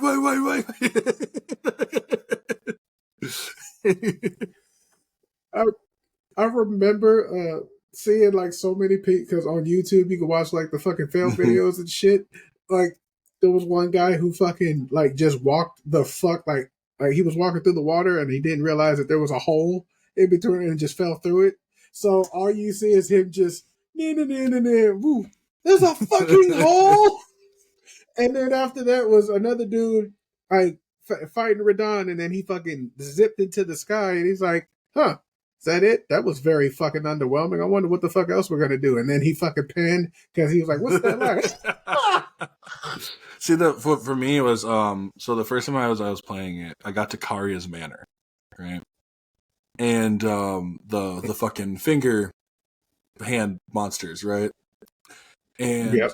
I don't know what it was, but I had like a flashback of like when you play Legend, like Ocarina of Time, right?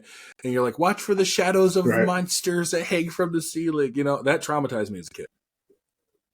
Like straight up. So when I go and I see these hand creatures, I'm in the middle of conversation in a party, and I stop talking. I can't move my own hand. I can't move my body. Like I am literally frozen. And he's like, "You all right?" I'm like, "Yeah." He's like, "You sure?" "Yeah, I'm fine." He's like, "What's wrong?" He's like, "Oh, there's a hand monster." And he's like, "Oh, you're in Karya's manor." And I'm like, "Yeah."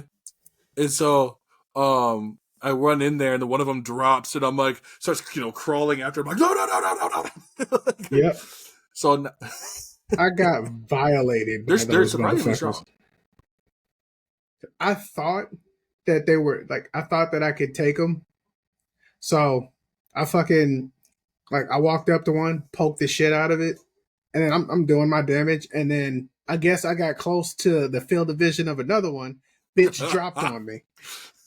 And then they just proceeded to tag team my ass. And I'm like, well, fuck. Not even mad. Like, that's the thing. Like, and because of it, like, I just have like freaked out. So like every time I see like, you go into one of the caves and they have like the ants, right? There's like these large ants. And I'm like, oh, dude, why are these a thing? Why did you guys do this? Like, why did you guys make these a thing? Like, I don't get freaked out by a lot of shit, okay, when it comes to gaming, but these ones scare the shit out of me. This gives me like Ocarina of Time flashbacks. Fucking Bongo Bongo's bitch ass. Like, I'm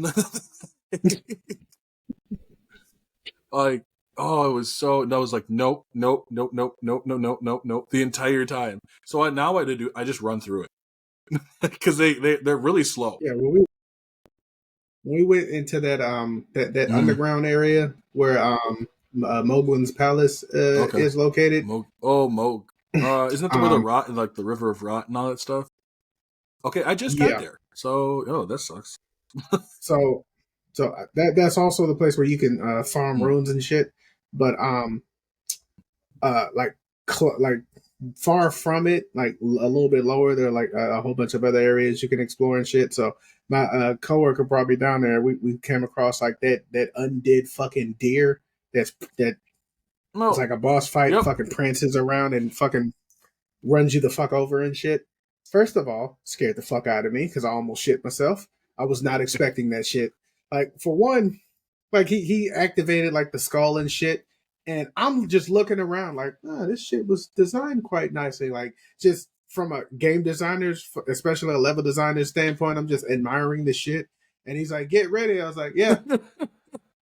And then I turn around, and in 0.2 seconds, this motherfucker is this close to me, and I'm like, I'm dead. I've made a mistake.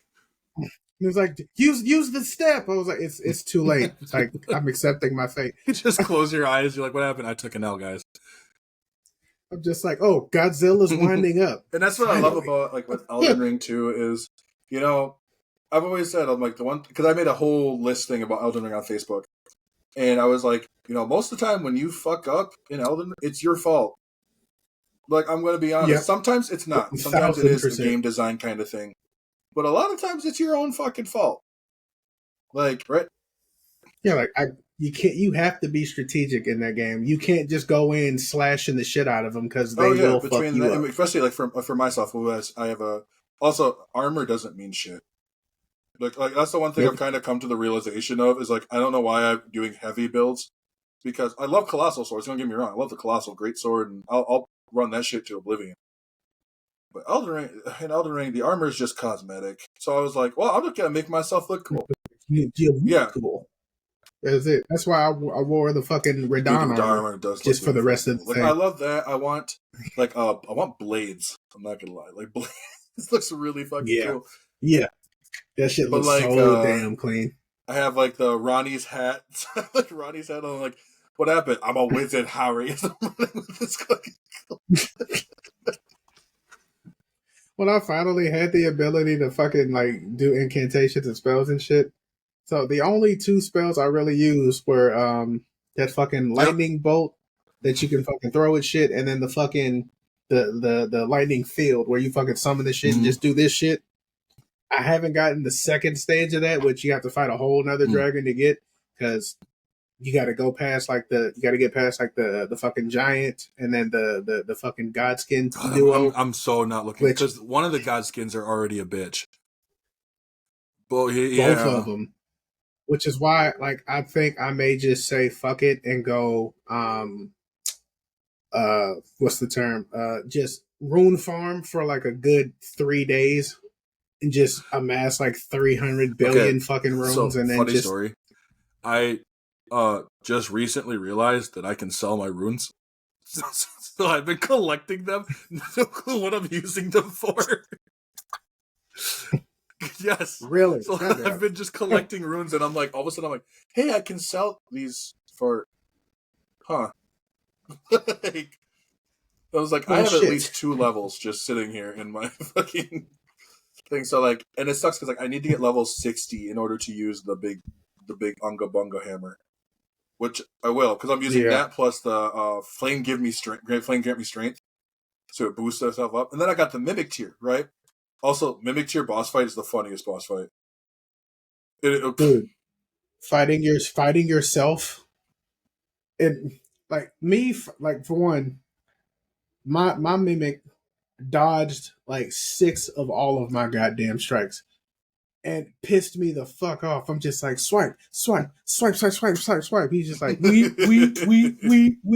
I'm just like, I fucking hate you. See, what I did was, so there's a thing in there where you strip all your armor off, and then you go into the fight, and so it'll match whatever you have. So it comes in completely naked. You fucking nerf so I just throw all my shit back on, and then it's just punching me, but it's only probably doing like 1 damage. And so it's punching. And it's just like, no fair, you're cheating. And so I just have my hammer, and I'm like, or my axe, or sword, I'm like, I'm gonna hit you now. I was like Deadpool and Wolverine, but I'm gonna fight you now. Dude, the way that I thought that I could kill fucking Godric when he did that like fucking wind up shit before he fucking brought the goddamn hammer down, I'm over here just doing 12 big damage. Right. Oh, and you fight an Everjail version of him. So, and that one, for some reason, I was like, I don't know why I'm struggling so bad. Like he's a fair. I'd say out of all the bosses that I fought so far, he's probably the most fair, because his attacks are strong, but they're pretty easily telegraphed. But I was like, I'm whooping this motherfucker's ass. And so, like, then there's me, like, oh, die, stake a Marika. Yep. So I just run back, and I'm like, I'm killing him. I'm doing it. Like what I had a more difficult time fighting that fucking Bloodhound that had the Bloodhound step. Oh, yep. Because you don't get it from him. You get it from a fucking Black Knight over by Caleb. Mm-hmm. So I went, got it, put it on, and then went back to the air. Like, I literally wasted that much time because I was so petty. And I was like, bitch, I'm going to get that, and then we going to fight. I went back. He fucking did it, and then I fucking flash stepped, and he paused for like a second, almost as if he was like, you can do what I do? And I'm just like, yeah! Now it's time to die. And then I died. You go to the Volcano Manor, and there's the Bloodhound dude. And I was like, well, I'm just going to run past you. So I ran past him, and I kept going. I'm like, oh my God, he's going to kill me. And so, I get to a safe spot. I'm fine. But then I realized, I'm like, there's a whole nother area. That's so cool. And then I saw one of the Iron Maidens, and I'm like, fuck. Fuck. I fucking hate them. Although they do take a lot of damage when you hit them in the stomach. Like, it's almost a one-shot, like, instant drop. But I was just like, I hate these guys. Fuck these guys. And they show up out of fucking nowhere sometimes. They just take off, and I'm like, no! Like, I was looking for, like, a specific passage, because a friend of mine was, like, walking me through it. I was like, yeah, if you look to your right, there should be a passage right there down the steps. And I'm like, to the right. So all of a sudden, here it comes. Bam! I'm like, fuck. He's like, the fuck was that? Iron Maiden just inhaled me. They don't realize that they, like, grab you and pull you in. And I'm like, yo, I hate these guys. Fuck these guys. But like between them, Oathbreakers, I think they are. They're just big, like they got the two big hammer things. But I did that Faith one too, Oh with the yeah, lightning build. So I had the spear, and then I have like the I grabbed a katana to do like a little bit of bleed damage, which is always fun. nice. Like recommend that one. Like bleed is broken. Bleed is Yeah, and I yeah. hope I it hope it stays does that too way because because I want to be able to get the DLC just to be like curse you, Bale. like because I remember people were bitching and then they ended up nerfing like a whole bunch of shit like the weapons, the bosses. And I remember people were bitching about Radon, the Radon fight, saying like, "Oh, Radon's just fucking overpowered. Like, you need to fucking lower the difficulty." And I'm sitting there like, I just beat his ass like Yeah. 2 days ago. It only took me 2 tries. He was like, "Well, how'd you do it? Did you let the summons do it for you?" I was like, "Well, half the work, yeah." And then when he wasn't looking, I came That's the look, point of the poked him, and summons. then well, Like, yeah, you can fight him by yourself if you fucking well, want that to, and die a well, and that's thousand what I times. hated the people who are like, well, I did it without any summons. Yeah, no one cares. I did it with summons and a friend, Good and it for was an you. absolute blast. Like, that's all that matters to me is the fact I'm having fun. Yeah, like the fact that we need to like flaunt like how difficult shit was. Like I did it by myself with no weapons, just my bare fists and one fucking nugget. Like bitch, You didn't do it with 2 nuggets, fucking noob. Well, I will say though that it's like I lost the I will first say nugget. though if they like the with the DLC and the martial arts one leads to some funny Oh, shit. dude, I've been scouring the internet for these videos of just the funniest. With like I've seen like people do like the fucking wind Mm-hmm. stand shit, which I fucking love. Like they'll go back and fight fucking Oh, yep. Melina and just fucking do the wind stands walking slowly up to her and then time it perfectly. So when she tries to attack, they fucking attack, and it just looks like a I clash love of doing fucking all titans. those And I'm like like, edits. The one of them I was watching, it was this guy. He's standing there, and the guy's running up, and they edited it, and he's like, oh, so you, nigga, is that a gun? yeah, I So saw the that same one one. they did 1, 2, and he's like, oh no, he's like, I was waiting for you. Bring your ass here, boy. And all of a sudden they have like Radon show up. He's like, shit, is that Radon? Dude, that was the funniest. Like, or the dude who fucking threw his hammer at him. But yeah, Like, I no, knew you wouldn't return. Elden Ring makes for some of the greatest edits. And like the one I saw was it was like multiple where they're doing like the jump in the air or something like that, and history. And and My wife yeah. does the And same so shit. the one I saw was it was like they slammed the ground, right? So they jump into a different edit. But what it was is the tarnish and Oh Rodon's yes, face is like from like me to my mic away, just staring at him. And I'm just like, I'm not gonna lie to you, this is fucking cold. Like this makes like the Rodon look like a monster. yeah. It makes you look like a monster. Cause I forget when they see the tarnished, when they see him, they're like, oh shit. It's kind of like, it reminds me of when like if you've ever played Doom, and in Doom like the all the demons, Yep. like I saw this one where it was like this demon and he's like, oh, don't worry about it, I don't, by the way, I actually killed this dog. It's like, what dog? And they're like, I saw I saw one that was mm-hmm. PvP, and the way it started was dude was walking like up to this cabin, and then he looks up, and then there's the other player standing on top of like the roof and shit. Jumps off, and then they just do like this trade. It was like an anime fucking fight where they're just trading, fucking I think I've zipping back seen and they forth do and though. Like shit. when they get those, like when they're like, I mean, I'm sure they're like 7, 8, 9 new game plus, but like the one I saw was the guy's fighting and he stops and goes like this, like one of the little gestures.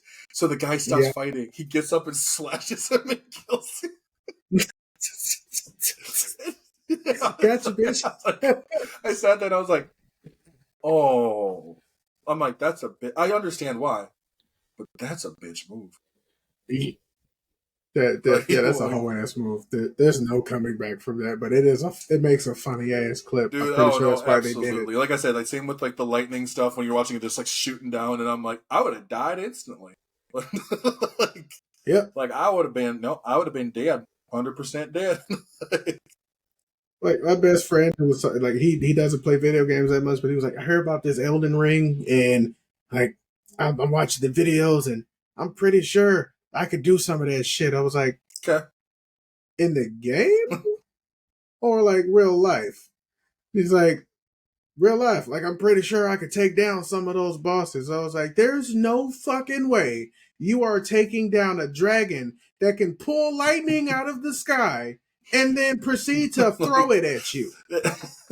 There's no way you're fighting a dude who just shoved his arm up the back of a dragon and is now blowing fire with it. He is shooting Kamehameha with fire out of a dragon's fucking head. That is the original dragon. And that's what I love, like, is... God, that reminds me, I had a friend, he's not a friend no more, but he used to tell me that he could fight pro wrestlers. Because he was like, he's like, well, I bench like 410. He's like, they're not even that strong. And I was like, you think strength is what I was like, at the end of the day, those muscles are real, motherfucker. I was like, those muscles are real. Like, it doesn't matter if you think, oh, I can bench whatever. You like 5'9", 5'8", and just kind of fat and round. I was like, I'm not going to lie to you. If Roman Reigns tried to chase me down, I'm just going to stop running and take the punishment. Because I obviously fucked up. I'm not running. I'm standing right there just... Yep, okay, go ahead. Let me take the L. He's like, well, but the wrestling is fake. I'm like, yeah, but they still are that big. That yeah, was like a lot of them. I mean, shit. I saw what happened when there was an edit I saw. I don't remember the one wrestler, but the other wrestler was Nia Jax. And she was doing this thing, we were trying to lift her, and she fell onto the other wrestler. And so they showed basically a car getting compressed. And I was just that's like, about it. I was like, no. I'm like, that's not funny. That's terrible. That's terrible. I shouldn't laugh at it. But I'm laughing. But yeah, it was, oh my God. Like, the dumb shit you hear people say where it's like, I think I could beat Rodon. You know? He's not that bad. Like, what'd you do? Like, yeah, with the Infinity Gauntlet. I don't think you can beat him with the Infinity Gauntlet. I was like, that motherfucker is holding the stars up. Like, they are afraid to move because this bitch is around. Like, well, Millennium, because he was, it was a dude who called Elden Ring woke. And I thought it was the funniest thing ever. And I was like, why? Because... how? Because Radon got his ass whooped by a woman? But he didn't even lose. They stalemated. Like, I was like... Yeah. She just... afflicted him with Scarlet seen Rot. that Scarlet Rot is... Scarlet Rot sucks. Like, everyone who's ever played it knows that Scarlet Rot sucks. Like... Yeah, I faced that stupid ass Scarlet Rot dragon and... Oh yeah, I faced off against one of the Erd trees. And I was like, this isn't that bad. And then he jumped up in the air and proceeded to just try to Scarlet Rot. He did it like 3 times. And I was like, yo, I'm not fighting you. I'm dipping. Like, bye, bitch. Let me know when you want to fight fair. I got chased down by one of them bitches. I was riding through, trying to grab like an item that was behind it. Thought that I could just zip past him. Fucking no. That motherfucker just straight up chased my ass. That's what down. I love with like some of the like the fight. That's why I saw with the hand monsters, right? Because like when I'm like, yeah, I'm not fighting you. I'm just running past. Like, I'm fighting Loretta. That's who I want to fight. I don't come here to fight you guys. Okay.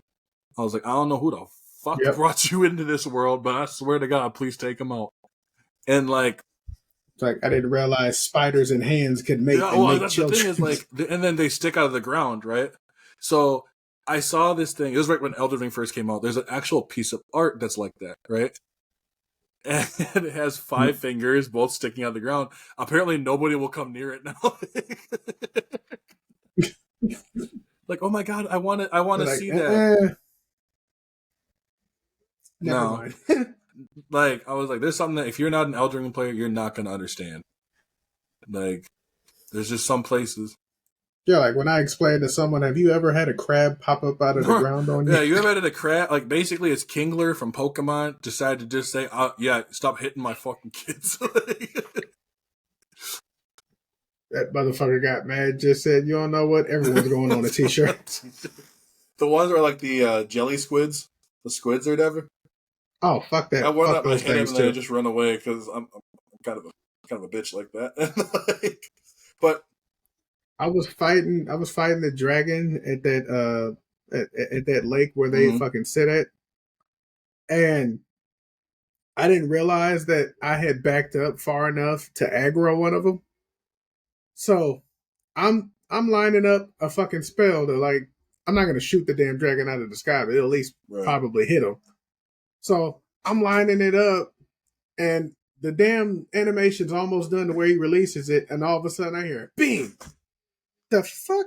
And then it's just fucking running shot. Fucking, I get off my horse, and now I'm being assaulted by a fucking crustaceous fucking jelly looking son of a bitch.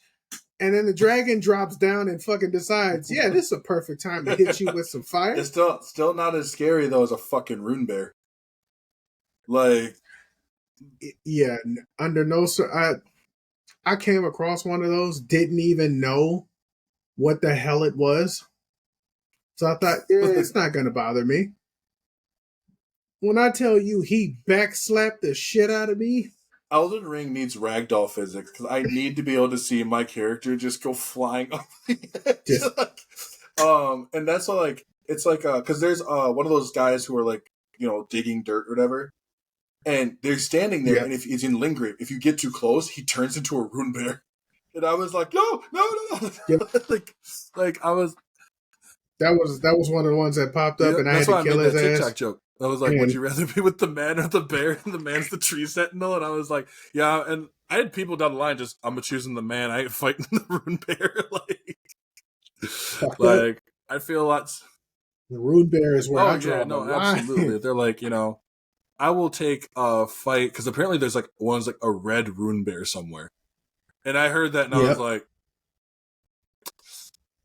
I watched a guy go after that motherfucker, and yeah, he got the business. You don't fuck with the rune bear. And then the rune bear just, I swear to God, I thought the rune bear had like walked over his corpse and took a shit and then walked off because that's the energy. That's the time I think it was on. Because it just walked past, and then you just see darkness for a second, and then he walks away, and you see his ass, and I'm like, this motherfucker either just teabagged you or shit in your face. Just get good and just go like scrub, and then just walks out. Whatever they say, yeah, get good. I'm like, yeah, that's easier said than done. But like, the only reason I was even able to survive most of my encounters in Elden Ring is because of my experience with Monster Hunter. Well, and you learn too very early on, like the tree sentinel. I'm not gonna lie. I learned very early on that when I see something big golden horse, big golden knight, and then there's me with basically starter weapon, bonk stick, like, I think I'm gonna go around. Walk away. I ain't fighting that motherfucker. Yeah, I was told, it was like, yeah, you don't want to fight that guy right now. You're not that guy right now. He's like, we're gonna go get some shit, level up, and then you come back, and then you'll be that guy. And that's what I love about it too. It's good, but I appreciate you being here, my dude. This was a blast. Thank you for having me. This was fucking awesome. Like, it's been a while since I've sat for like almost 4 hours just bullshitting the best. So yeah, I love that. Before we wrap this up, you want to plug in a little bit, let people know where you get you. You can find me on Captain Goofyhunter 2.0 on TikTok. Same on Instagram. That's pretty much it. I don't do Facebook because it's Facebook. Don't do Twitter because goddamn. So pretty much Twitter's Facebook is where you guys can find me. Like, absolute cesspool. My God. It's nasty. But alrighty, everyone. I appreciate everyone listening. And as always, I'm Taylor from AfrofishOG, and I will catch you all in the next one. Peace.